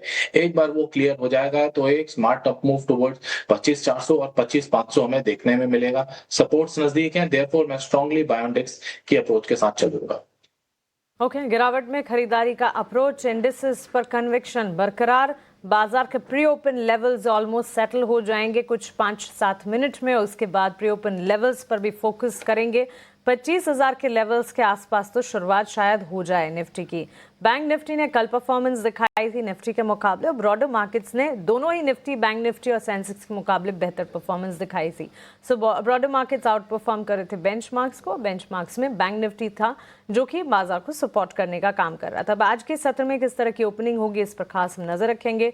करेंसी की शुरुआत पर भी फोकस रहेगा। लेकिन वत्सल, एक टेक आपसे LNT पर भी जानना चाहूंगी। कल ही की बात है, LNT को बुलेट ट्रेन के लिए एक बड़ा ऑर्डर मिलता हुआ दिखा, और जब ये न्यूज़ फ्लो आया उसके बाद स्टॉक में एक मूवमेंट भी थी। दरअसल 2500 से 5000 करोड़ की रेंज में ऑर्डर विंस की खबर आती हुई दिखी थी। LNT पर आपकी राय क्या होगी? वत्सल, ये सवाल आपके लिए है। जी। तो कल LNT ने अपने 20 डेज एक्सपोनेंशियल मूविंग एवरेज को रिक्लेम किया है, और स्टॉक में हमें एक ब्रेकआउट देखने को मिला था आफ्टर एक ब्रोकरेज फर्म ने 4200 के LNT पे टारगेट दिए थे। तो मुझे लगता है कि अगर स्टॉक अपने 20 डेज EMA पे अगर सस्टेन करता है, जो कि है 3586 पे, तो मुझे लगता है स्टॉक में एक अच्छी खासी अपसाइड देखने को मिल सकती है टुवर्ड्स 3700।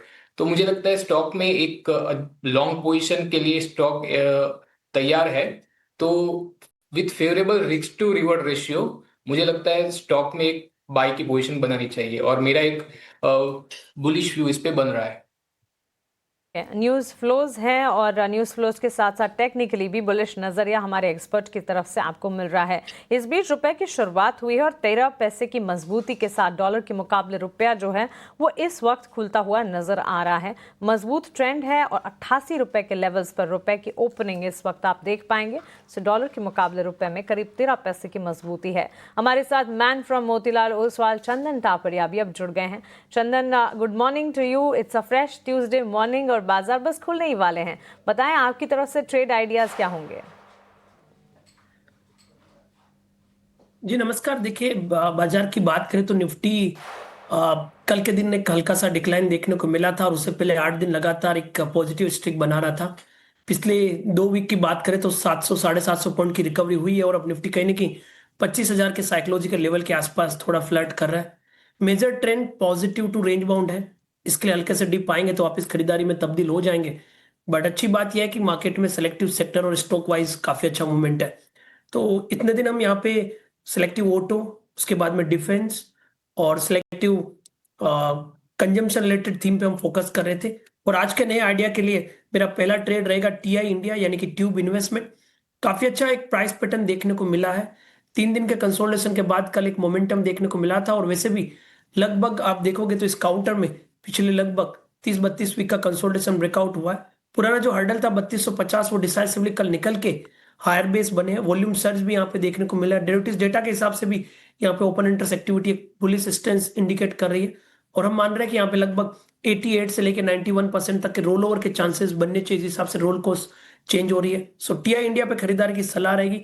3285 का सपोर्ट रहेगा, ऊपर में लगभग 3500 रुपए के टारगेट बनने चाहिए। दूसरा काउंटर रहेगा सीमेंस। देखिए, सेलेक्टिव कैपिटल गुड्स काउंटर में एक सपोर्ट बेस्ड बाइंग है, और most of the counter positive to range bound bias है। बट जिस हिसाब से सीमेंस एक वीकली चार्ट में कप एंड हैंडल पैटर्न बना रहा है, और डेली चार्ट में कंसोलिडेशन ब्रेकआउट देके 3235 के ऊपर होल्ड कर रहा है, इंडिकेट कर रहा है थोड़ा और मूवमेंट यहाँ पे बनना चाहिए। वॉल्यूम्स और पुट राइटिंग एक्टिविटी भी एक बुलिश स्टेंस यहाँ पे इंडिकेट कर रही है। सो सीमेंस पे खरीदारी की सलाह रहेगी।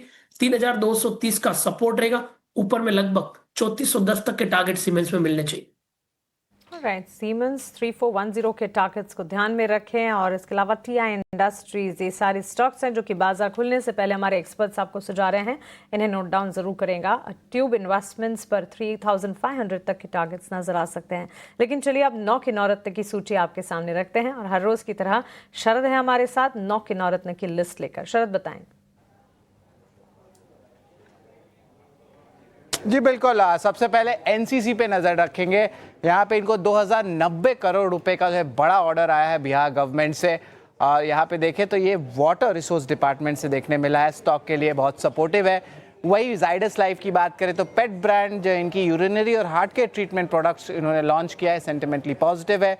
इसके अलावा मारुति सुजुकी ने इंट्रोडक्टरी प्राइसेस विक्टोरिस की लॉन्च कर दी है। ये कॉम्पैक्ट SUV है, 10.5 लाख रुपए से शुरू होने वाली है, एग्रेसिव प्राइसिंग रहेगी। वही मिधानी पे बात करें, मिश्र धातु निगम, यहाँ पे कंपनी को लगभग 136 करोड़ रुपए का बड़ा ऑर्डर आया है, स्टॉक के लिए सपोर्टिव है।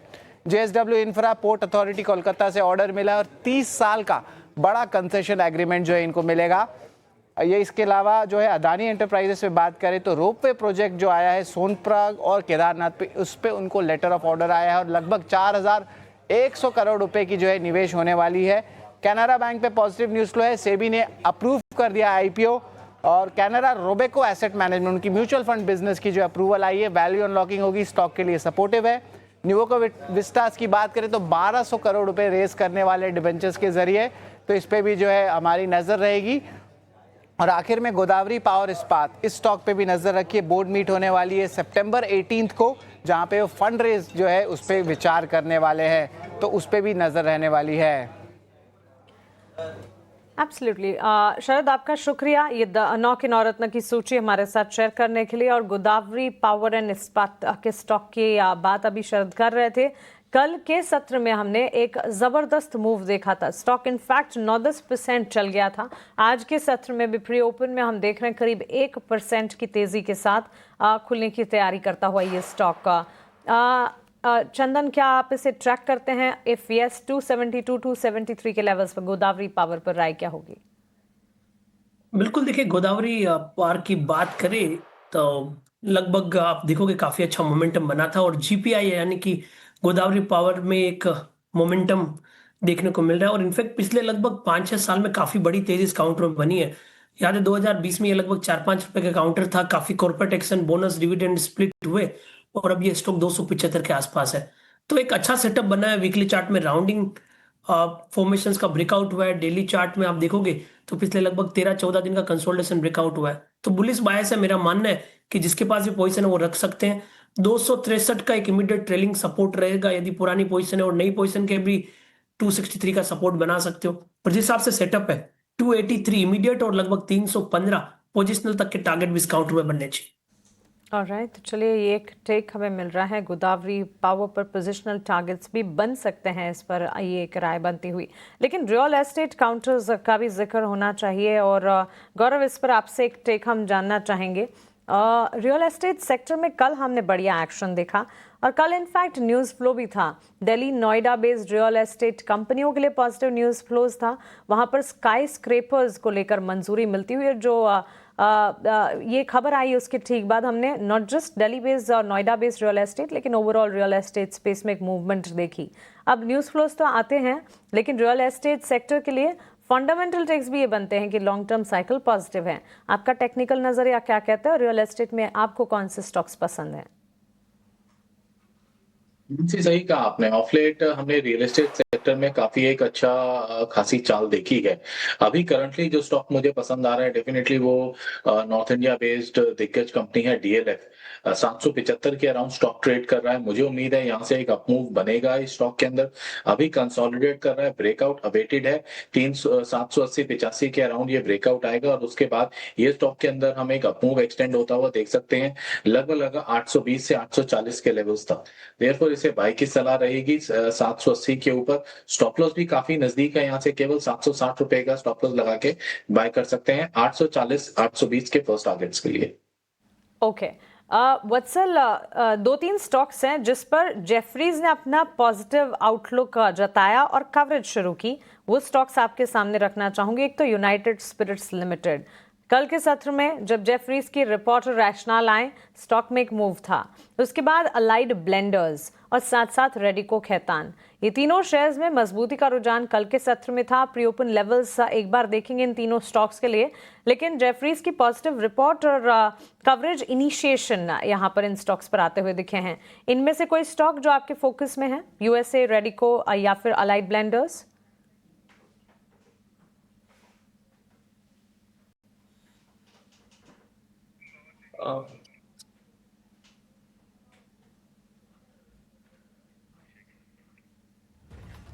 वत्सल, आप चेक करें और इन स्टॉक्स पर अपनी राय तैयार रखें। इस बीच चंदन, एक और शेयर है जिस पर आपसे एक टेक जानना चाहूंगी, गॉडफ्रे फिलिप्स। 2:1 बोनस के भागीदार होने के लिए आखिरी मौका 16 सितंबर बोनस की रिकॉर्ड डेट। और अब ये यहाँ पर आप जो देख रहे हैं विथ एडजस्टमेंट प्राइस देख रहे हैं, बिकॉज इवेंट चल गया है 3,500, कल तक के स्टॉक करीब 10,000 के लेवल्स देख रहा था और इनफैक्ट 11,000 तक के स्तर भी देखें, लेकिन अब 2:1 रेशो बोनस का इम्पैक्ट यहाँ पर एडजस्टमेंट है, जिसके चलते 3,500 का स्टॉक प्री ओपन में नजर आ रहा है। आपकी राय यहाँ से गोडफ्रे फिलिप्स के लिए क्या होगी?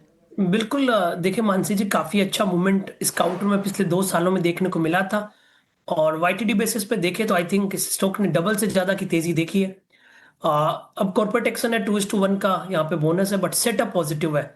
और आप देखोगे तो ये काउंटर पिछले लगभग, मैं नोटिस कर रहा हूँ, 126 दिन में कभी भी 50 डे एक्सपोनेंशियल मूविंग एवरेज को नहीं तोड़ा और कम से कम 6 से 8 बार इस ड्यूरेशन में 50 डेमा के आसपास आता है और वापस बाइंग इंटरेस्ट आ जाती है। मेरा ऐसा मानना है कि overall long term view intact रहेगा जब तक ये काउंटर 3250 होल्ड करता है। अभी भी यहाँ पे 4000 से लेके 4200 तक के टारगेट बनने चाहिए। इंट्राडे के लिए कोई सेटअप ढूंढता है तो मेरे हिसाब से 3380 तक के भी सपोर्ट लगा सकते हैं इमीडिएट रिकवरी के लिए। तो चलिए इन स्तरों पर भी आप खरीदारी के मौके ढूंढ सकते हैं। एक इवेंट और इवेंट का एडजस्टमेंट जिसके चलते ये प्राइस हम देख रहे हैं। गोडफ्रे फिलिप्स पर नजर रखेंगे बाजार खुलने के साथ साथ। वत्सल, अगर आप फाइंड आउट कर पाए हैं यूएसएल रेडिको खैतान या अलाइड ब्लेंडर्स, या फिर अगर इस वक्त कोई भी स्टॉक आपके फोकस रेडार पर आ रहा है तो बताइएगा। जी, मुझे रेडिको खैतान अच्छा लग रहा है। स्टॉक में एक अप ट्रेंड चैनल का हमें ब्रेकआउट देखने को मिला है यस्टरडे सेशन में, तो मुझे रिस्क टू रिवॉर्ड के हिसाब से रेडिको खैतान अच्छा लग रहा है। तो स्टॉक में 2900 के स्टॉप लॉस के साथ लॉन्ग पोजीशन बनानी चाहिए और मुझे जो अपसाइड टारगेट दिख रहा है वो मैं 3300 के टारगेट दिख रहा हूँ, जो हमें एक चैनल के टारगेट दिख रहा है। तो ये स्टॉक में मेरा एक बुलिश व्यू बन रहा है। ओके, तो चलिए बुलिश नज़रिया और ब्रोकरेजेस की रिपोर्ट्स भी बुलिश हैं और अब यहाँ पर हमारे एक्सपर्ट की तरफ से नज़रिया जो है वो भी बुलिश आता हुआ दिखा है। और वत्सल, शुक्रिया आपका हमारे साथ जुड़ने के लिए, सवालों के जवाब देने के लिए। It was a pleasure talking to you और इसी तरह के और इंटरेक्शंस हम लाइन अप करते रहेंगे आपके साथ। Have a nice day to you. और चलिए बाजार की शुरुआत बस होने ही वाली है और स्टॉक स्पेसिफिक मूवमेंट आज ढेर सारी मिलती दिखेगी। एक एक कर सारे के सारे स्पेसेस पर नजर रखेंगे। इंटरेस्ट रेट सेंसिटिव स्टॉक्स पर नजर रखिएगा जरूर। बैंक्स एंड फाइनेंशियल से जुड़े स्टॉक्स पर नजर रखनी चाहिए आपको। सेंट्रल गवर्नमेंट, सेंट्रल बैंक्स की तरफ से जो इंटरेस्ट रेट डिसीजंस आने वाले हैं, US Fed, bank of England, bank of Japan, इनका एक इवेंचुअल इम्पैक्ट और मंथ एंड तक आरबीआई की क्रेडिट पॉलिसी भी। सो बैंक्स एंड फाइनेंशियल्स यहाँ से इम्पैक्ट दिखाएंगे जिस पर हमें खास तौर से नजर रखनी चाहिए। इसके अलावा न्यूज़ फ्लोज के चलते स्टॉक्स कौन से होंगे आपके फोकस रेडार पर? ऑटो सेक्टर पर नजर रखें। कल ऑटो एंसिलरी की चाल भी अच्छी चल रही थी और आज के सत्र में भी कुछ तमाम ऑटो मेजर्स हैं जो कि न्यूज़ फ्लो के चलते फोकस में रहेंगे। मारुति सुजुकी कंपनी ने अनाउंस किया है इंट्रोडक्टरी प्राइस अपनी प्रोडक्ट विक्टोरियस के लिए। स्टार्टिंग प्राइस 10,50,000 कि यहाँ पर एंटिसिपेट की जा रही है और ये प्राइस की अनाउंसमेंट होती हुई दिखी है। और बड़ी गाड़ियों के साथ इसकी कह सकते कंपटीशन होगी, जैसे कि क्रेटा के साथ सेल्टॉस, फोक्सवैगन के साथ मुकाबला करती दिखेगी मारुति सुजुकी की ये विक्टोरियस। और इसकी शुरुआती कीमत जो है इसके अनाउंसमेंट की जा चुकी है। बिक्री 22 सितंबर से हालांकि शुरू होती दिखेगी। लेकिन इसके अलावा अगर स्टॉक स्पेसिफिक मूव्स की बात करें, आईटी स्टॉक्स पर नजर रखिएगा। विप्रो के स्टॉक प्राइस में कंपनी ने पार्टनरशिप की है क्राउड स्ट्राइक के साथ AI powered unified security services को डिलीवर करने के लिए। सो एक डेवलपमेंट है, हो सकता है कि डेवलपमेंट का इम्पैक्ट इस स्टॉक में नजर आए।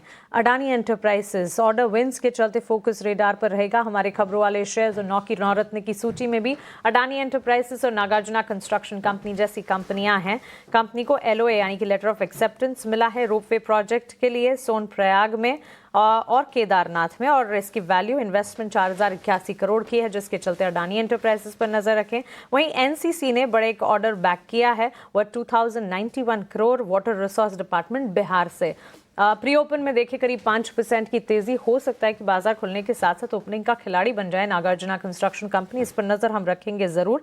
इसके अलावा जाइडस लाइफ, बजाज फिनसर्व जैसे काउंटर्स पर नजर रखें। कल के सत्र में लगातार हमारे सारे एक्सपर्ट्स के भी फोकस रेडार पर हैवेल्स का स्टॉक आ रहा था। आज के सत्र में भी प्री ओपन लेवल्स में हैवेल्स के स्टॉक प्राइस पर, साथ ही बाजार खुलने के साथ भी स्टॉक पर नजर रखेंगे। कल रेलवे स्टॉक्स चल रहे थे, क्या आज भी रेलवे स्टॉक्स चलेंगे? इस पर खास तौर से हमें नजर रखनी चाहिए। आज भी न्यूज़ फ्लोज हैं। कल IRSC इरकॉन इंटरनेशनल, आरवीएनएल जैसे स्टॉक्स में एक मूव था। आज भी न्यूज फ्लोज नजर आएंगे। बैंक्स एंड फाइनेंशियल्स पर भी ब्रोकरेज रिपोर्ट्स आ रही हैं और अब बाजार की शुरुआत इस वक्त आप अपने स्क्रीन पर देख रहे हैं। 25,000 के लेवल के पार तो हम देख रहे हैं निफ्टी ने शुरुआत कर ली है। चलो एटलीस्ट 25,000 के लेवल्स को हम इंटैक्ट रख पाए हैं। 54,900 के इर्द गिर्द आप देख पाएंगे बैंक निफ्टी की शुरुआत होती हुई और 81,900 के लेवल्स पर हम देख रहे हैं सेंसेक्स में करीब 110 अंकों की शुरुआत। तो बेंचमार्क्स में ठीक ठाक एक्शन शुरुआत हुई है और इसी तरह के मूव्स की एंटिसिपेशन भी थी, बिकॉज ग्लोबल फ्रंट पर हम ऐसा नहीं देख रहे थे कि सारे के सारे ट्रिगर पॉइंट्स भारतीय बाजार के हक में हैं। एशियाई बाजार की शुरुआत, गिफ्ट निफ्टी के इम्प्लाइड ओपन इंडिकेशंस सुस्ती की चाल भी दिखा रहे थे। तो इस तरह का एक एक्शन और इस तरह की शुरुआत एंटिसिपेटेड थी, लेकिन ठीक कहा जाएगा बिकॉज 25,000 के लेवल्स को एटलीस्ट इंटैक्ट रख पाया है Nifty. Bank Nifty mid cap और स्मॉल कैप पर एक नजर डालते हैं। मिड कैप और स्मॉल कैप इंडेक्स कल भी चल रहे थे और आज के सत्र में भी हम देख रहे हैं कि मूव्स हैं पॉजिटिव नजरिया, करीब 100 अंकों की तेजी मिड कैप में और इसी तरह की बढ़त के साथ स्मॉल कैप में भी भले ही 45-50 अंकों की मजबूती, लेकिन ब्रॉडर मार्केट्स में भी एक्शन इस वक्त नजर आ रहा है। न्यूज फ्लोज के चलते कहां पर एक्शन है इस पर भी नजर रखें। मारुति सुजुकी के स्टॉक प्राइस पर एक फोकस होना चाहिए। क्या ये स्टॉक चल रहा है, न्यूज फ्लो है और उसका एक इम्पैक्ट क्या हम वहां पर देख रहे हैं, इस पर नजर रखेंगे। विप्रो और आईटी सेक्टर पर खासतौर से आपकी नजर होनी चाहिए।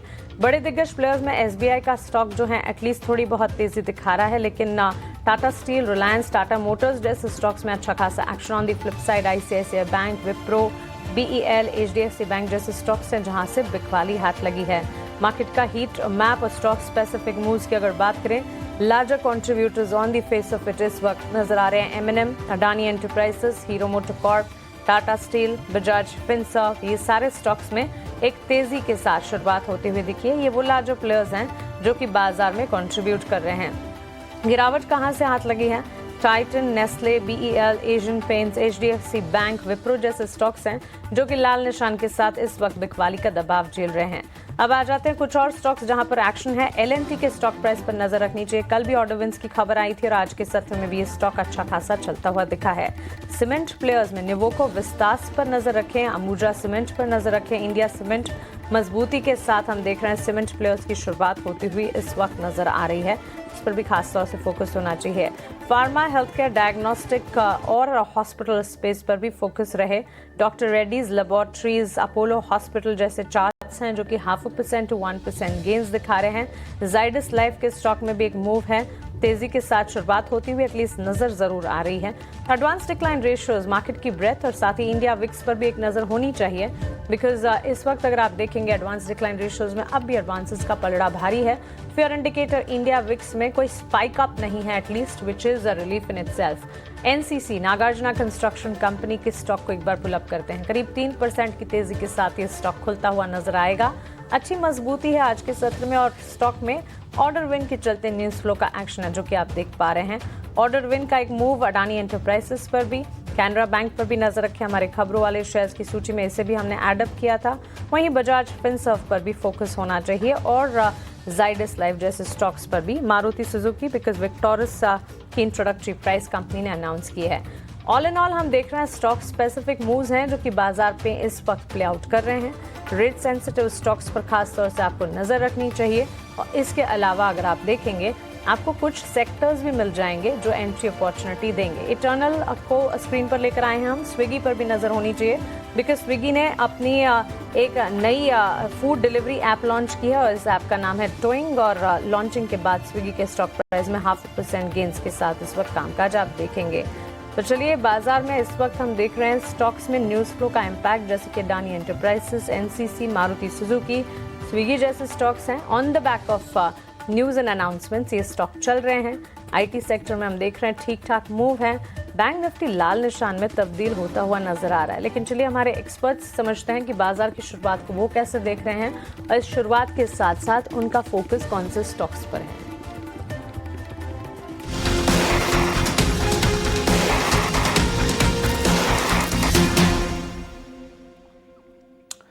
स्वागत है आपका ओपनिंग ट्रेड में। और देखा जाए तो एक बहुत रेंज बाउंड स्टार्ट जो है आपको देखने मिला है। इंडिसेस, ब्रॉडर इंडिसेस की बात करें या निफ्टी की भी बात करें, हालांकि 25,100 के ऊपर जो है निफ्टी ट्रेड कर रहा है, तो थोड़ा थोड़ा मार्केट सेटल हो रहा है और थोड़ा सा पॉज भी लिया है। अब जो और फेड के एफएमसी मीटिंग है उस पर भी जो है आज नज़र रहने वाली है। लेकिन ओपनिंग का खिलाड़ी क्या है उस पर एक बार नज़र डालते हैं। ओपनिंग का खिलाड़ी है एनसीसी। ये हमारा सबसे पहला स्टॉक था 9 के नवरत्न में।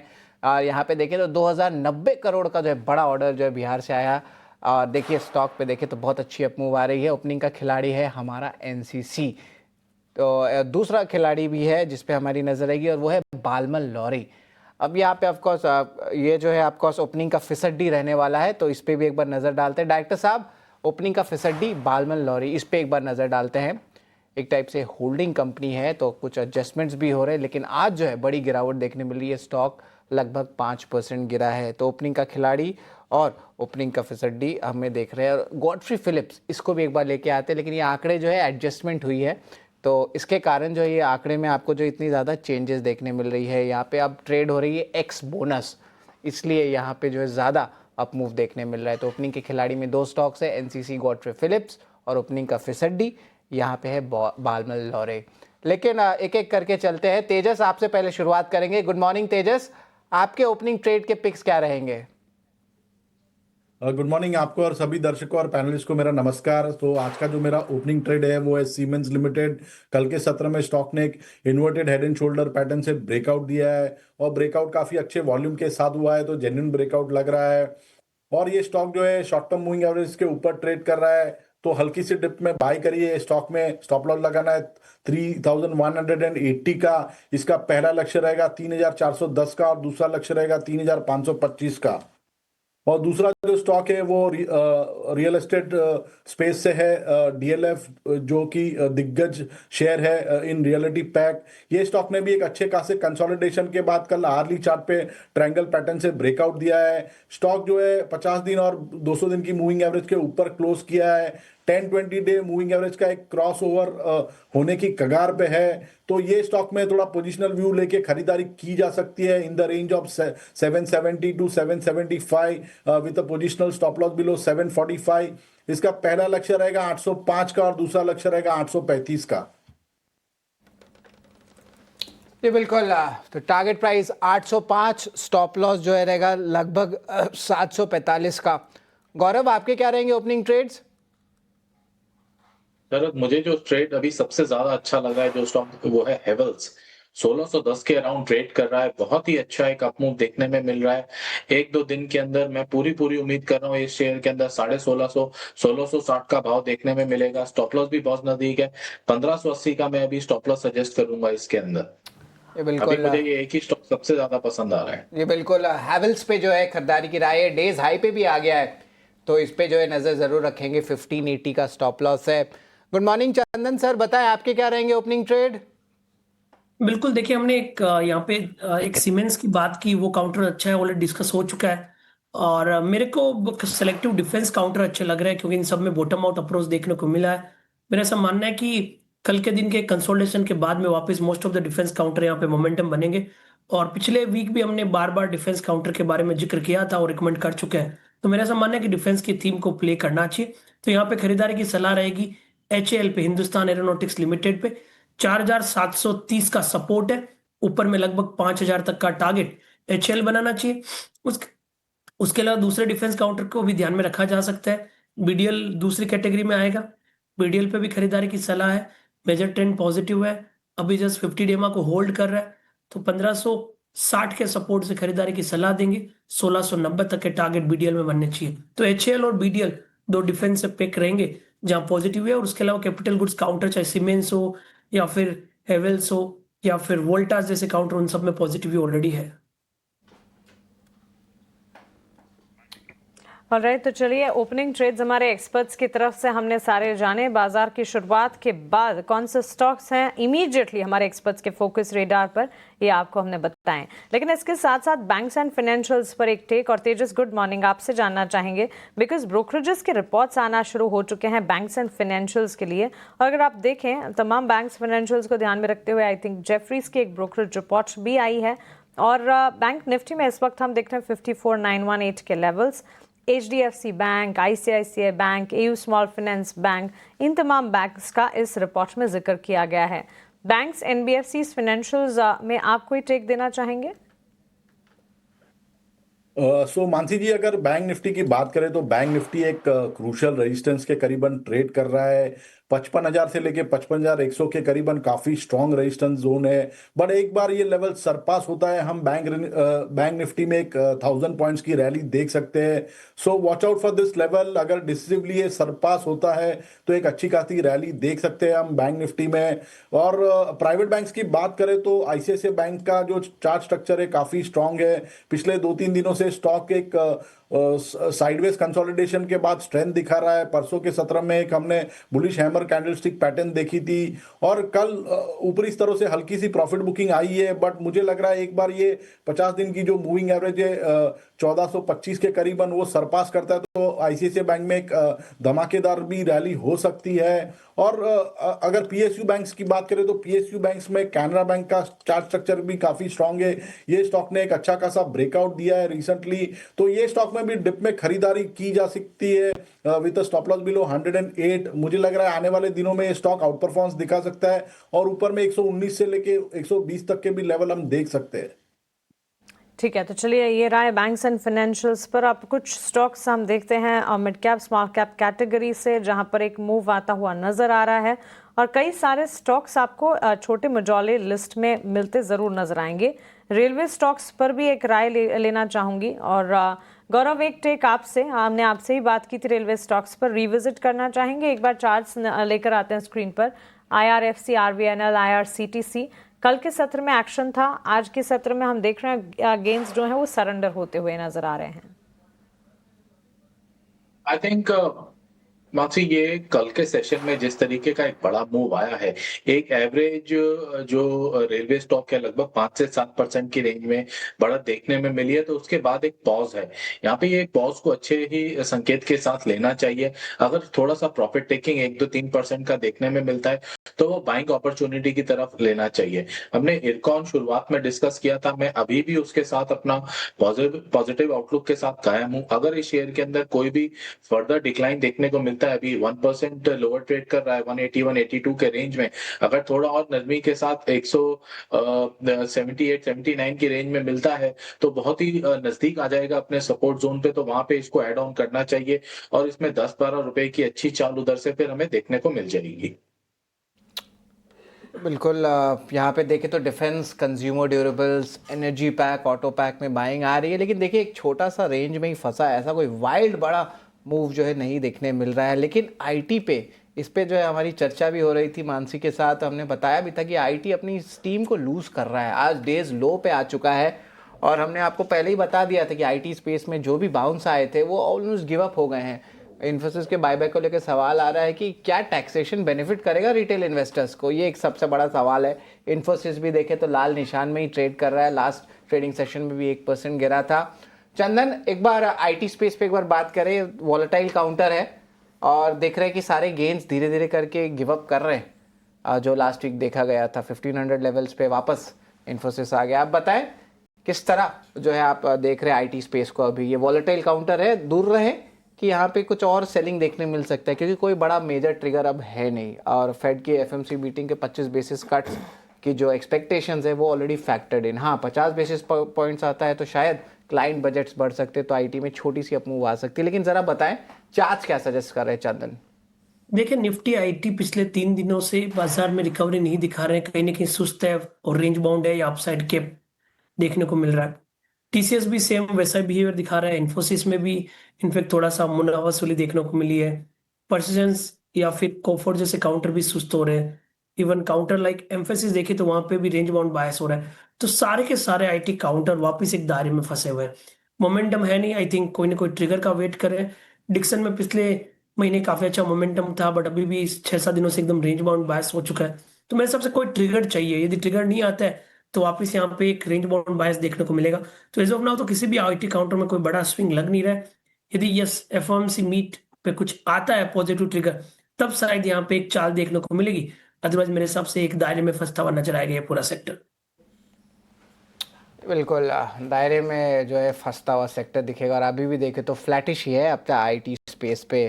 एक स्पेस है जो सीमेंट स्पेस है, जहाँ पे हम बातचीत भी कर रहे थे, मानसी भी ट्रैक करती है सीमेंट स्पेस को। यहाँ से हमें पता चला कि सीमेंट स्टॉक्स में कुछ अच्छी बाइंग्स भी आ रही थी, और देखा जाए तो जीएसटी रेट कट का जो बेनिफिट है, प्राइसिंग पावर वापस आना, जैसे मानसून खत्म होता है अक्टूबर के महीने में, तो पोजिशनल कॉल सेटअप्स अच्छे लग रहे हैं। एसीसी भी देखिए डेज हाई पे आ गया है।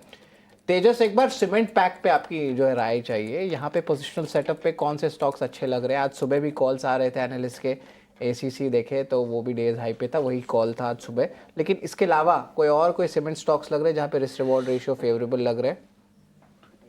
देखिए, सीमेंट स्टॉक्स की बात करें तो अंबुजा का जो चार्ट स्ट्रक्चर है वो पॉजिटिव लग रहा है। स्टॉक ने एक रिसेंटली एक 560 के करीबन एक डबल बॉटम बनाया था, एक ब्लॉक डील भी हुई थी वहां पे, और उसी दिन एक हैमर कैंडलस्टिक पैटर्न फॉर्म हुआ था।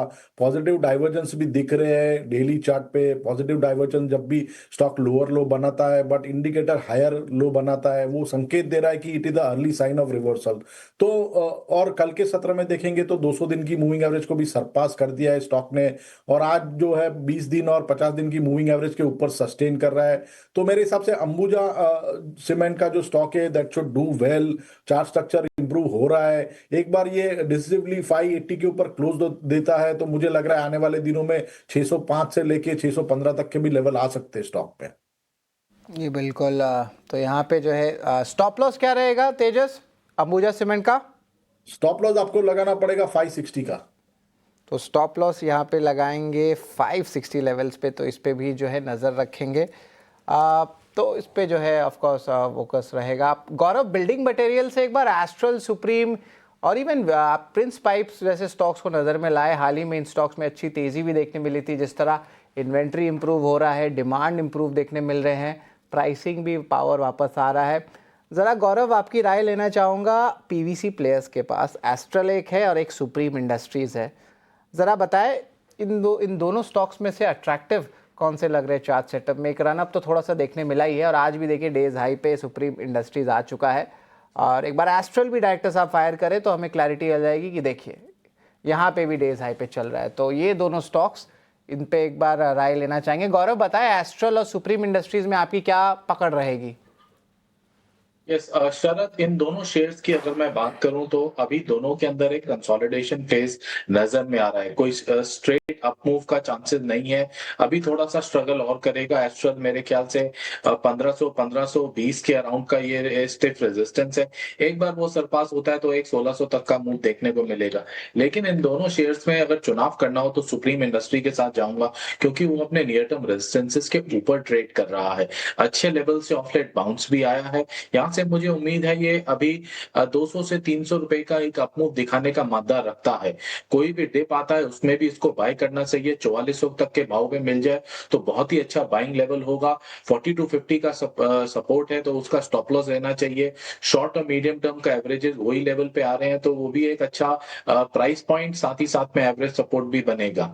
हायर साइड पे देखें तो 4700 से 4800 के टारगेट एक्सपेक्ट कर सकते हैं। तो सुप्रीम इंडस्ट्रीज इन दोनों में मुझे एक बेहतर चुनाव लग रहा है ट्रेडिंग पर्सपेक्टिव के हिसाब से।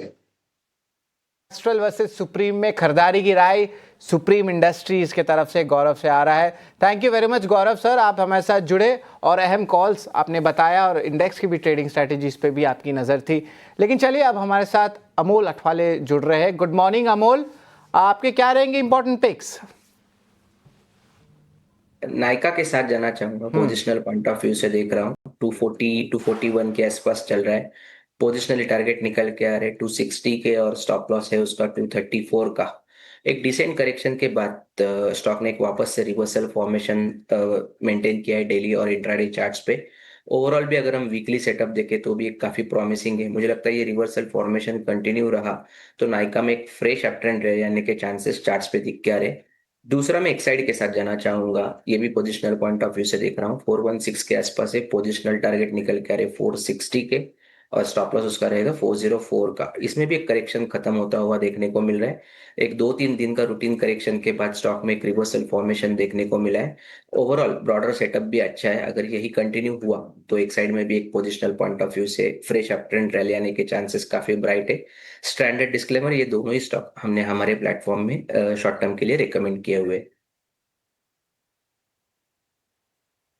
तो चलिए एक्साइड इंडस्ट्रीज एक स्टॉक 460 के टारगेट्स को ध्यान में रखें। 404 का स्टॉप लॉस 419 के लेवल्स पर।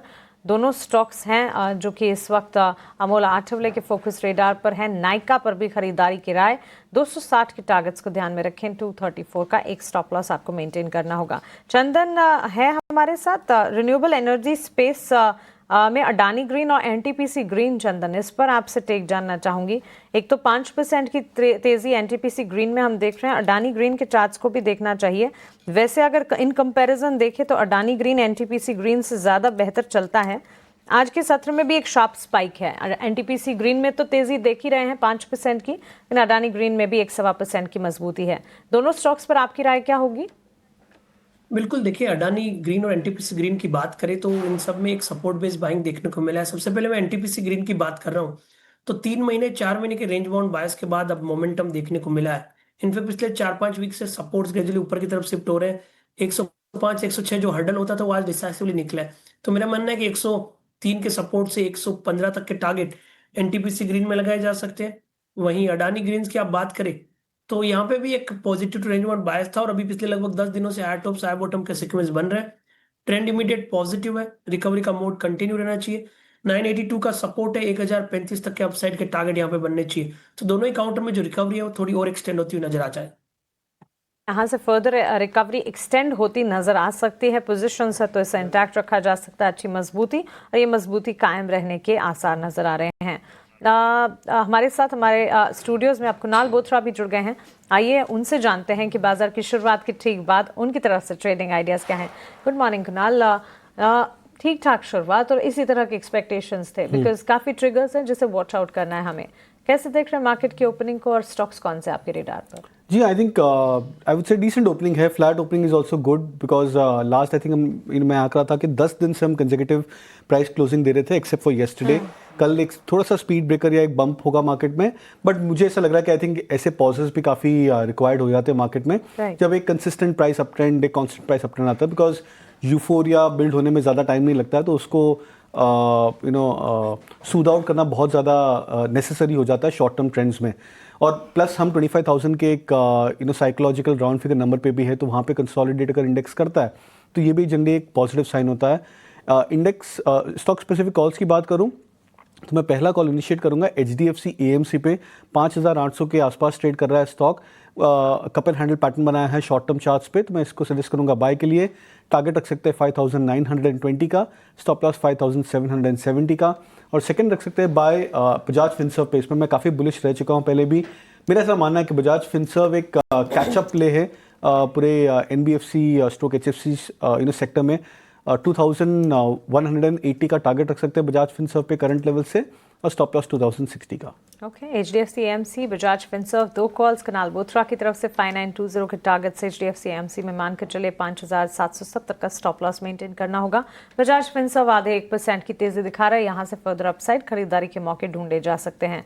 कुणाल, इसके अलावा स्टॉक स्पेसिफिक मूव्स में ऑटो एंसिलरी से जुड़ी कुछ कंपनियां हैं जो कि इस वक्त फोकस में आ रही हैं। अपोलो टायर्स के चार्ट को पुल अप करना चाहेंगे। अच्छी मजबूती के बीच अपोलो टायर्स में आज के सत्र में हम एक्शन देख रहे हैं। नॉट जस्ट अपोलो टायर्स के अलावा भी JK टायर जैसे स्टॉक्स पर भी नज़र होनी चाहिए। बैटरी स्टॉक्स में भी एक बार फोकस डालते हैं। एक्साइड इंडस्ट्रीज के चार्ट्स में क्या हो रहा है? तेजी नजर आ रही है JK टायर में भी, और एक्साइड भी देखिए दिन के उच्चतम स्तर पर इस वक्त कामकाज करता हुआ। तो बिल्कुल हाँ मानसी, बिकॉज हम देखते जब ऑटो एंक का परफॉर्म करता है, जब auto traditionally as a sector बहुत ज़्यादा स्ट्रॉन्ग लगता है, तो मुझे ऐसा लग रहा है कि ऑटो सेक्टर में एक बहुत अच्छा ब्रेकआउट आया है। उस लिहाज से काफ़ी सारे जो ऑटो एंक या डिपेंडेंट नेम्स है वो भी अच्छा परफॉर्म कर सकते हैं। टायर स्टॉक्स की आपने बात की, JK टायर्स अपेरेंटली एक बहुत स्ट्रॉन्ग चार्ट है। आई थिंक लास्ट वीक में स्टॉक को देख रहा था जब उसने 355-360 के लेवल्स को क्रॉस किया था। वो टाइम में JK टायर्स में एक ब्रेकआउट आया था, स्विंग ब्रेकआउट आया था, और एक और इंडिकेटर ब्रेकआउट आया था डेली चार्ट्स पे। तो ये एक इंडिकेशन है कि टायर स्टॉक्स वापस अपने मोमेंटम पे आ रहे हैं। अपोलो टायर्स हालांकि चार्ट्स काफ़ी स्ट्रॉन्ग है, आज की रिकवरी भी काफ़ी डिसेंट है, बट अगर इसको मैं कंपेयर करूँ last 1 week 10 days price performance से, तो मुझे अभी भी लगता है कि शायद अपोलो टायर्स में एक ब्रेकआउट आना बाकी है। आई थिंक रिसेंट हाई से वो करीबन 3 से 5% करेक्ट कर चुका था, तो 495 498 का ब्रेकआउट है। अगर इस लेवल्स को क्रॉस करे तो अपोलो टायर्स एक अच्छा बाय बन सकता है। बैटरी सेक्टर की बात करें तो आई थिंक बहुत ही स्ट्रॉन्ग चार्ट्स है। In fact Exide one of the best charts battery sector में लग रहा है। 400 के लेवल्स को क्रॉस करके एक्साइड इंडस्ट्रीज ने बहुत अच्छा मोमेंटम दिखाया है। लॉन्ग टर्म चार्ट्स की बात करें तो एक अच्छा बेस बिल्डिंग, बेस फॉर्मेशन बन चुका है जब वो स्टॉक 400 के नीचे ट्रेड कर रहा था, तो ये भी एक अच्छा प्रोस्पेक्ट बन सकता है ऑटो एंकर नेम्स में से। जी बिल्कुल, ऑटो एंसिलरी पे नज़र ज़रूर रखें। एक्साइड इंडस्ट्री शुरुआती स्तर पे भी जो हमने बताया था कि टेक्निकल गेस्ट के हमारे कॉल आ रहे हैं, कुणाल भी बता रहे 420 लेवल्स के ऊपर जो है अभी ट्रेड कर रहा है। लेकिन इसके अलावा जो है आप देखिए टाटा पावर में देख रहे हैं कि पिछले 5 से 7 मिनट में एक अच्छी अपमूव आई है। डायरेक्टर साहब को टाटा पावर की स्क्रीन लेके आए। बीएसई पावर इंडेक्स की बात करें तो टॉप सेक्टोरल गेनर है ही, लेकिन एक अच्छी जंप टाटा पावर में देखने मिल रही है और बहुत दिनों के बाद देखने मिल रही है। कंसोलिडेशन तो था ही, 1 महीने का लीजिए चार्ट या इवन 3 मंथ्स का, लेकिन एक अच्छी अपमूव आ रही है। क्या एक ब्रेकआउट की कुछ संकेत दे रहा है? चंदन जरा बताएं। टाटा पावर पे ऑलमोस्ट 400 का लेवल्स टच करने वाला है, स्टॉक लगभग 3% ऊपर है। चंदन? बिल्कुल बिल्कुल, देखिए सिलेक्टिव पावर कंपनीज में पॉजिटिव मोमेंटम है और टाटा पावर का काफी अच्छा सेटअप यहाँ पे देखने को मिल रहा है। वीकली चार्ट में लोअर टॉप लोअर बॉटम का नेगेशन हो चुका है। डेली चार्ट में एक जो मल्टीपल हर्डल था 390 वो डिसाइसिवली पार हो चुका है। तो मेरे हिसाब से बिल्कुल खरीदारी की सलाह रहेगी। 388 के सपोर्ट से 415 तक के टारगेट हमें टाटा पावर पे लगाना चाहिए। तो सिलेक्टिव पावर कंपनीज में पॉजिटिव है और टाटा पावर में काफी अच्छा मूव दिख रहा है। तो बिल्कुल सेलेक्टिव पावर पे जो है नजर रखेंगे। क्या इंपॉर्टेंट लेवल्स रहने वाले हैं Chandan? Target price, stop loss? बिल्कुल, टाटा पावर की वापस हम लेवल्स की बात करें तो मौजूदा लेवल से 388 का सपोर्ट है, 415 तक के टारगेट लगाएंगे। 388 का सपोर्ट, ये बिल्कुल सपोर्ट 388 का, टारगेट 415 का। चंदन की पिक टाटा पावर और टॉप गेनर भी जो है आपको बीएसई पावर इंडेक्स में देखने मिल रहा है। मेटल स्पेस में भी जो है एक अच्छी जो है अपमूव देखने मिल रही है। वेदांता पे भी नज़र है और अब जेएसडब्ल्यू स्टील, टाटा स्टील, इन पे भी जो है हमारी नज़र है। और इसका एक रीज़न ये भी है कि ओवरऑल फेड रेट कट होने वाला है और मेटल्स में एक तेज़ी आ रही है। ये ट्रेंड 7-8 सेशन से चल भी रहा है। मेरा सवाल जो है रहने वाला है कुणाल आपसे रहेगा कि मेटल स्पेस में टाटा स्टील का चार्ट कैसा लग रहा है पोजिशनली? फंडामेंटली तो कुछ अच्छे पॉइंट्स आ ही रहे हैं, बट जनरली क्या ये ट्रेड अब बन चुका है? क्योंकि अब फेड के अनाउंसमेंट्स आएगी तो क्या मेटल में रिवर्सल्स आएगा कि लगता है कि और स्ट्रेंथ आएगा? तो जनरली हम कहते हैं शरद, अगर स्टॉक ब्रेकआउट कर जाता है उसके बाद में पॉज कर जाता है, बट पॉज अगर higher end of the price trend पे करता है तो स्टॉक रेडी हो रहा है नेक्स्ट लेग ऑफ ब्रेकआउट के लिए। तो मुझे ऐसा लग रहा है टाटा स्टील एक स्टॉक चार्ट ऐसा बन रहा है जो हायर लेवल्स ऑफ ब्रेकआउट के लिए रेडी हो रहा है। बिकॉज हम अगर अदर पेयर्स की बात करें, जेएसडब्ल्यू स्टील की बात करें, अगर हम हिंडाल्को, जिंदाल स्टील एक्सेट्रा इन सब की बात करें तो काफ़ी सारे स्टॉक्स के जो चार्ट है वो बहुत स्ट्रांग हो गए हैं। इनफैक्ट वेदांता जो कि एक बहुत ही हाई बीटा वॉलेटाइल स्टॉक है, ये स्टॉक भी एक क्लासिकल बुलिश फ्लैग फॉर्मेशन बना रहा है। डेली चार्ट्स पर अगर हम लास्ट 1 मंथ का चार्ट अगर हम देखें तो 460 475 के आसपास का एक मेजर ब्रेकआउट पॉइंट है वेदांता के लिए। तो जब ऐसे बहुत सारे stocks with in a sector जब एक सिमिलर चार्ट पैटर्न या एक सिमिलर प्राइस ट्रेंड या एक चाल चलते हैं तो हम कहते हैं कि लीडर भी उनके पाथ को फॉलो कर सकता है। और I think Tata steel in that sense मुझे ऐसा लग रहा है कि कैचअप कर सकता है। जो मैं ब्रेकआउट पॉइंट्स देख रहा हूँ टाटा स्टील के लिए वो 175 का ब्रेकआउट पॉइंट है स्पॉट लेवल्स पे। उसके ऊपर मुझे ऐसा लग रहा है 185 to 190 का यहाँ पे टारगेट रख सकते हैं स्टॉक पर। ओके, टाटा स्टील पर ये एक राय इस वक्त हमें मिल रही है। इस बीच आज के सत्र में आउट परफॉर्मेंस कौन से सेक्टर से है? वो है ऑटोमोबाइल स्पेस। ऑटो एंसिलरी पर तो एक टेक हमने जाना ही कुणाल से, लेकिन गौरव आपसे अब जानना चाहूँगी ऑटो सेक्टर पर। To name a few likes of Balkrishna industries, Tejas आप बताइएगा, TVS motor, M&M, TI industries, Motherson, ये सारे स्टॉक्स हैं जहां पर अच्छा एक्शन देखने मिला है। बाजार खुलने से पहले भी इन स्टॉक्स को हमने टच बेस किया था और अब बाजार खुलने के साथ इन स्टॉक्स में हम देख रहे हैं मूवमेंट। आपकी राय क्या होगी? देखिए, ऑटो एज ए सेक्टर हमें काफ़ी अच्छा लग रहा है और पिछले काफ़ी दिनों से देखेंगे तो एक अच्छी खासी रैली के बाद थोड़ा सा पुल बैक भी आ गया है ऑटो स्टॉक में। बीट, Bajaj Auto, Hero MotoCorp, Maruti. तो मुझे लग रहा है किसी का अगर 2 से 3 महीने का नज़रिया है तो डेफिनेटली लोअर लेवल पे ऑटो स्टॉक्स अक्यूमुलेट कर सकते हैं। मदरसन सुरमी की बात करें तो ये स्टॉक ने एक ब्रेकआउट दिया था रिसेंटली। पिछले 2-3 सत्र से देखेंगे तो stock is almost up by 10%, but अभी भी हमें लग रहा है ये स्टॉक में काफ़ी जूस है। अगर कोई डिप मिलता है तो डेफिनेटली इसमें खरीदारी की जा सकती है। 105 106 will be ideal level to go long with a positional stop loss below 100। हमें लग रहा है ये स्टॉक आने वाले दिनों में 115 से लेके 116 तक भी जा सकता है, तो बाय ऑन डिप्स की रणनीति रख सकते हैं मदरसन सुमी में। वर्ष में खरीदारी की राय मदरसन सुमी के चार्ट्स पर समिला स्टॉक को कैटेगरिकली बाजार खुलने से पहले भी हमने डिस्कस किया था और व्यू एक्सपर्ट्स की तरफ से तब उनके व्यूज़ भी लिए थे। वापस तेजस की तरफ से एक और व्यू आता हुआ 115 तक के लेवल्स तो इमीडिएटली नज़र आ सकते हैं। तेज़ी है, तेज़ी जारी रहेगी। तेजस के साथ साथ इनफैक्ट कुणाल आपसे एम्बर एंटरप्राइजेस पर एक टेक में जानना चाहूँगी। ये स्टॉक लगभग हर सेशन में मजबूती दिखाता है, गुड मूव इनफैक्ट अगर कहे जाएं स्पेस में ही पिछले 5 सेशंस में अगर देखेंगे ऑलमोस्ट 5% के गेंस, यानी कि हर रोज करीब 1-1.5% की तेजी है। 6 महीने के चार्ट्स को भी देखना चाहिए, 26% तक के गेंस देख चुके हैं हम Amber Enterprises and 80% gains returns in last 1 year. और हम ईयरली देखें तो खाली 10% ऊपर है, विच मीन्स जो major part of the move है एम्बर एंटरप्राइजेस में वो लास्ट 3-6 मंथ्स में आया है। ये बहुत इंपॉर्टेंट इंडिकेशन है, बिकॉज बहुत बार होता है कि स्टॉक्स एक first half of the year में थोड़ा सा करेक्ट कर जाते हैं और सेकेंड हाफ में पिक करते हैं, बट अगर वो स्टॉक्स ब्रेकआउट कर जाते हैं लाइफ टाइम हाइस पे या ऑल टाइम हाइस पे, तो हम कहते हैं कि stock and of the year तक काफ़ी स्ट्रॉन्ग क्लोज दे सकता है। तो मुझे उस लिहाज से लग रहा है कि एम्बर एंटरप्राइजेस पे एक बहुत उभरता हुआ चार्ट बनता हुआ नजर आ रहा है। 7,000 के नीचे ट्रेड कर रहा था I think few quarters back, 6,600 के आसपास का एक लो बनाया था, वहाँ से जो बेस फॉर्म किया है स्टॉक में और उसके बाद में जो रिकवरी आई है बहुत ही स्ट्रॉन्ग रिकवरी है एम्बर एंटरप्राइजेस के लिए। करंट लेवल्स 8,000 को क्रॉस करने के बाद में मुझे ऐसा लग रहा है कि स्टॉक यहाँ से 84-8500 के लेवल्स को भी टेस्ट कर सकता है। चलिए, तो बिल्कुल यहाँ से फर्दर अपसाइड तक के लेवल्स भी टेस्ट कर सकता है। टारगेट स्टॉप लॉस टारगेट क्या बताएं आपने? 8400 का टारगेट रख सकते हैं यहाँ पे और स्टॉप लॉस 8,000 का स्टॉप लॉस मेंटेन कीजिए। 8,400 के लेवल्स नजर आ सकते हैं। इन स्तरों का इंतजार रहेगा, इन स्तरों के पर आने पर फिर से इसे विजिट भी करते रहेंगे। ऐसे स्टॉक में बढ़िया तेजी और तेजी लगातार जारी है। कुणाल, शुक्रिया आपका हमारे साथ जुड़ने के लिए, सवालों के जवाब देने के लिए, मार्केट पर आपकी स्टॉक स्पेसिफिक रिकमेंडेशंस हमारे साथ शेयर करने के लिए। Thank you, have a nice day. आगे बढ़ेंगे और अमोल आपसे जानना चाहूंगी फूड डिलीवरी स्पेस में इटर्नल और स्विगी दोनों स्टॉक्स को एक बार लेकर आते हैं। आज के सत्र में स्विगी चल रहा है, इसके पीछे का कारण भी है। इटर्नल के स्टॉक प्राइस में भी हल्का फुल्का एक्शन जरूर है, लेकिन स्विगी ने अपना नया ऐप लॉन्च किया है, फूड डिलीवरी ऐप, सस्ते फूड डिलीवरी के लिए टोइंग नाम का ऐप लॉन्च किया है। काफ़ी इंटरेस्टिंग नाम है इसका। ऐप स्टोर, प्ले स्टोर पर ये उपलब्ध है और फिलहाल टोइंग अभी पुणे के कुछ क्षेत्रों में ही अपनी सर्विसेज प्रदान कर रहा है और इस पर फूड के प्रमोशनल प्राइसेस की अगर बात करें, क्योंकि नई लॉन्चिंग है, 49 रुपीज़ से लेकर 250 यानी कि 49 रुपये से 250 रुपये तक यहाँ पर आपको फूड ऑप्शंस मिल जाएंगे।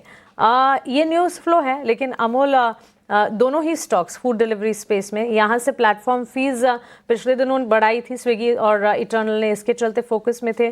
फिर ब्रोकरेज रिपोर्ट्स भी आई थी और अब स्विगी में ये नया डेवलपमेंट भी। क्या राय होगी, टेक्निकल नजरिया? पोजिशनली भी अगर हम देखते हैं तो दोनों ही स्टॉक्स में काफी प्रॉमिसिंग अप ट्रेंड है, स्टेबल है चार्ट, कहीं भी बड़े कट्स करेक्शन में नहीं दिख के आ रहे। जहाँ पे भी बड़े रेजिस्टेंस जोन है वहाँ पे साइडवेज मोमेंटम होते हुए हमने देखा है। तो buying on dip, sell on rally strategy ideal strategy रहेगी इटर्नल के लिए भी और स्विगी के लिए भी। अगर सपोर्ट्स की बात करेंगे तो पोजिशनली सपोर्ट निकल के आ रहा है स्विगी के लिए 410 का, उसके आगे रहता है तो ये सेटअप कंटिन्यू रहेगा। ऑन द हायर साइड पहला रेजिस्टेंस जोन शॉर्ट टर्म में आएगा वो 450 का आएगा। इटर्नल के बारे में बात करेंगे, वो भी I think consistently higher high higher lows formation maintain रखा है।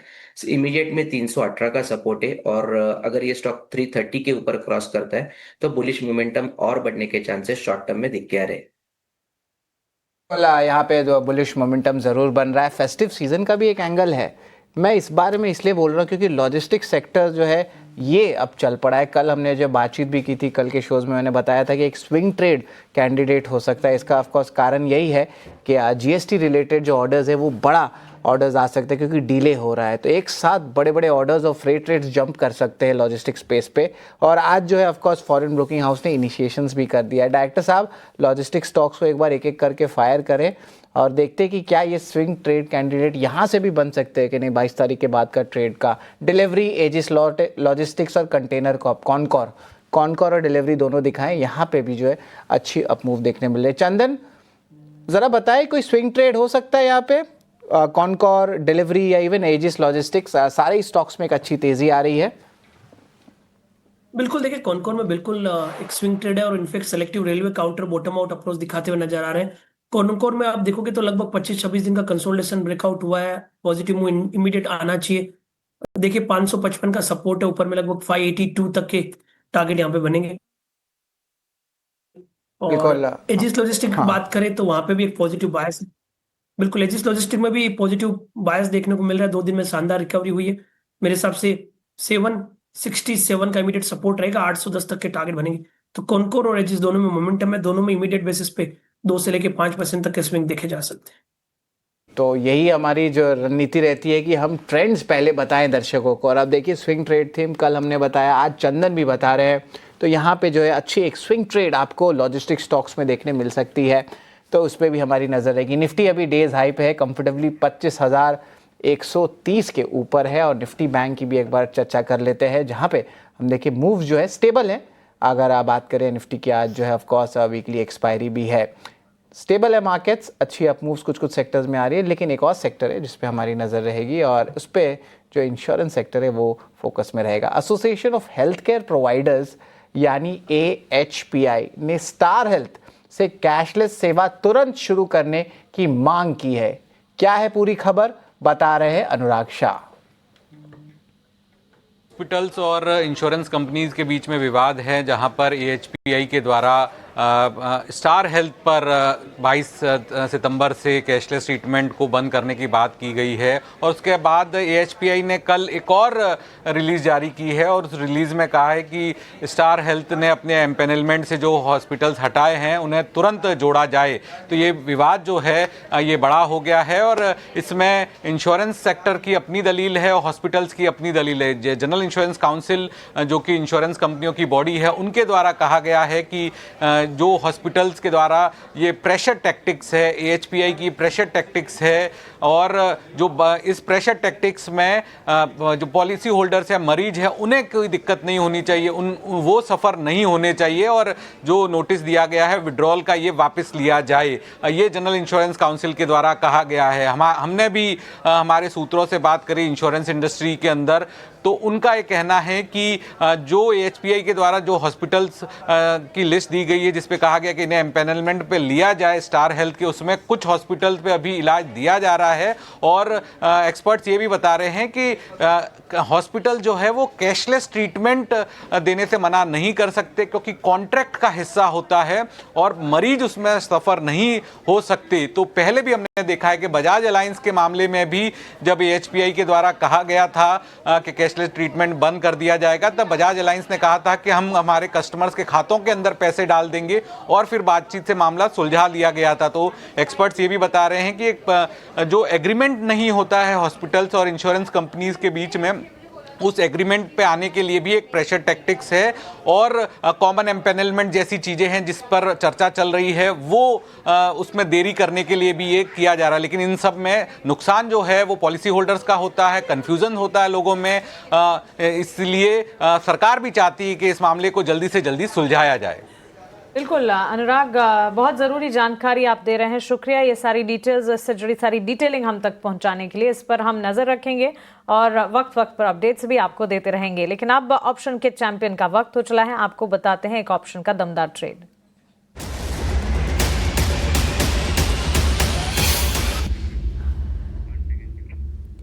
यस सिक्योरिटीज से लक्ष्मीकांत शुक्ला हमारे साथ जुड़ गए हैं। Laxmikant ji, good morning, thanks for waiting for us. बताएं आपका ऑप्शन का ट्रेड क्या होगा?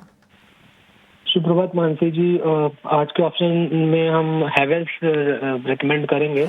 यहाँ पर हमें इन्वर्टेड हेड एंड शोल्डर का ब्रेकआउट देखने को मिल रहा है, और इसने अभी रिसेंटली अपने प्रीवियस स्विंग हाई के ऊपर ये जो स्टॉक है इसके ऊपर ट्रेड कर रहा है।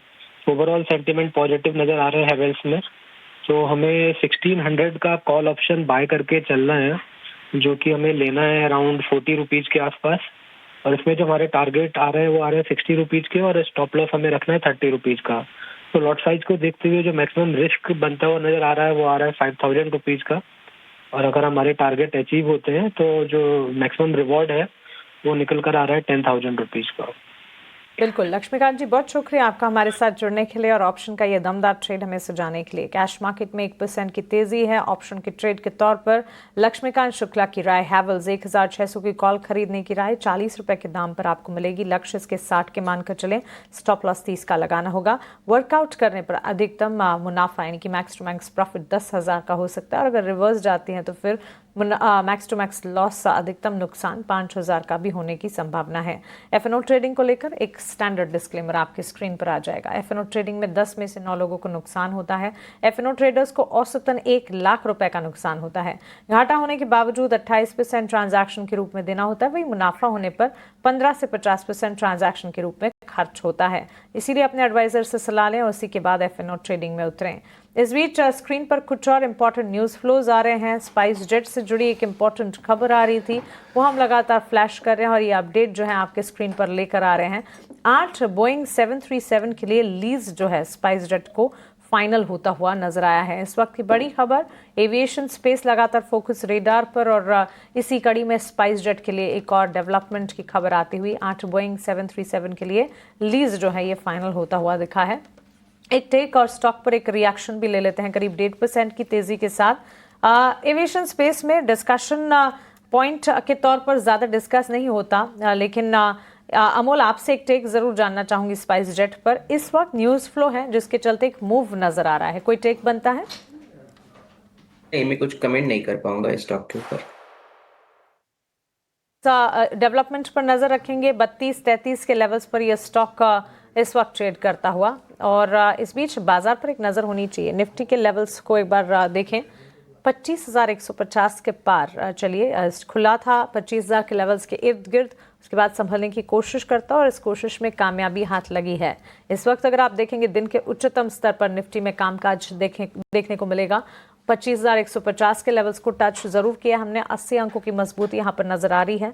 अगर 25,200 के लेवल्स को टच करते तो फर्दर अपसाइड और कन्विक्शन बढ़ता हुआ नजर आएगा। एट प्रेजेंट बैंक निफ्टी में भी निचले स्तरों से रिकवरी है करीब 300 अंकों की। 54,777 के लेवल्स पर नीचे हमने देखा था, वहां से ऑलमोस्ट 300 पॉइंट्स की गेंस हैं। बैंक निफ्टी में भी मजबूती की चाल नजर आ रही है। सो बाजार में एक सदी हुई सुस्त शुरुआत हुई, उसके बाद बाजार ने संभलने की कोशिश की और इस वक्त बाजार कामयाब हुए हैं अपने आप को संभालने में।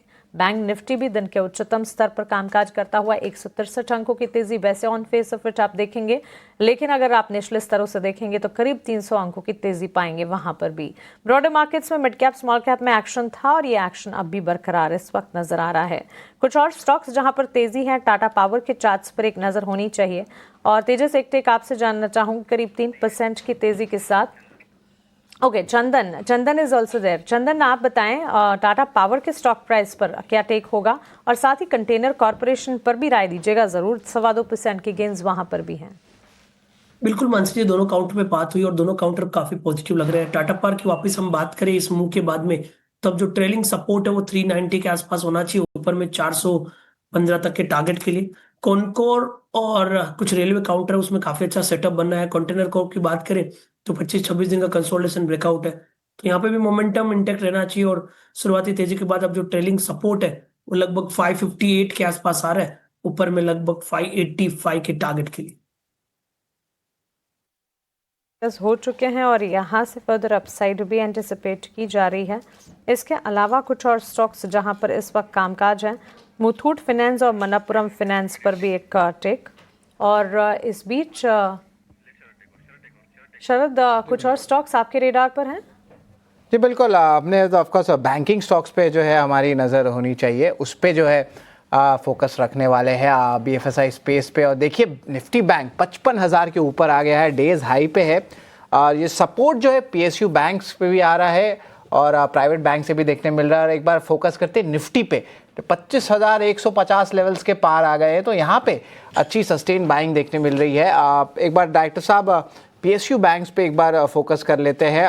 PSU बैंक्स में भी जो है मोमेंटम आ रही है, प्राइवेट बैंक पे भी देखने मिल रहा है, BFSI स्पेस पे एक अच्छी अपमूव आ रही है। एक बार प्राइवेट बैंक्स पे नज़र डाल देते हैं। चंदन, ICICI बैंक, HDFC बैंक दोनों की चार्ट्स क्या बता रहे हैं? कुछ क्लैरिटी आया है ट्रेंड में? तो ICICI बैंक में छोटी सी स्पाइक आई है और HDFC बैंक भी जो है ऑलमोस्ट डेज हाई पे है, ज़रा बताएं। ब्रॉडर मार्केट में इंडेक्स वापस रिकवरी हुई है। कल के कंसोलिडेशन के बाद में इंडेक्स ने 25,050 और 25,000 पे पुट ट्रैकिंग देखी और आज वापस एक पॉजिटिव बायस यहाँ पे बना हुआ है। तो बिल्कुल हायर बेस बन रहा है निफ्टी में भी। और बैंक निफ्टी भी बात करें तो बैंक निफ्टी कल जब निफ्टी 50 पॉइंट नीचे था तब भी स्ट्रॉन्ग था और आज एक perfect bullish belt hold kind of pattern बन रहा है, जहाँ पे आज शुरुआत के ओपन लो ऑलमोस्ट सेम है। काफी दिनों के बाद एक स्ट्रॉन्ग बुलिश कैंडल बना है, इंडिकेट करे कि मोमेंटम एक्सटेंड करना चाहिए। 54,750 के सपोर्ट से 55,555 तक के लेवल बैंक निफ्टी में बनेंगे। अब काउंटर वाइज बात करें तो बिल्कुल एक्सिस बैंक में ऑलरेडी 5 दिनों से चाल है, मोमेंटम बरकरार रहना चाहिए। 1100 सपोर्ट है, ऊपर में लगभग 1160 तक के टारगेट के लिए। आईसीआईसी बैंक थोड़ा सा रेंज बाउंड है, बट यहाँ पे भी 1395 1400 के बॉटम बने हैं, तो 1400 के बॉटम से कहीं ना कहीं 1475 तक के स्विंग बनेंगे। तो दोनों ही काउंटर अच्छे हैं और ये दोनों काउंटर बैंक निफ्टी को पकड़ के थोड़ी सी तेजी की चाल चलाने में कामयाब हो रहे हैं। बिल्कुल यहाँ पे देखिए आईसीआईसीआई बैंक, एचडीएफसी बैंक पे भी जो है तेज़ी आ रही है, तो उसके कारण जो है निफ्टी बैंक में भी एक अच्छी अपमूव आ रही है। Thank you very much Amol और चंदन सर, आप हमारे साथ जुड़े और अपने अहम कॉल्स आपने बताया। लेकिन अभी के लिए जो है शो के लिए बस इतना ही रहेगा, लेकिन अब चलते हैं कैनरा बैंक हेडलाइंस की तरफ।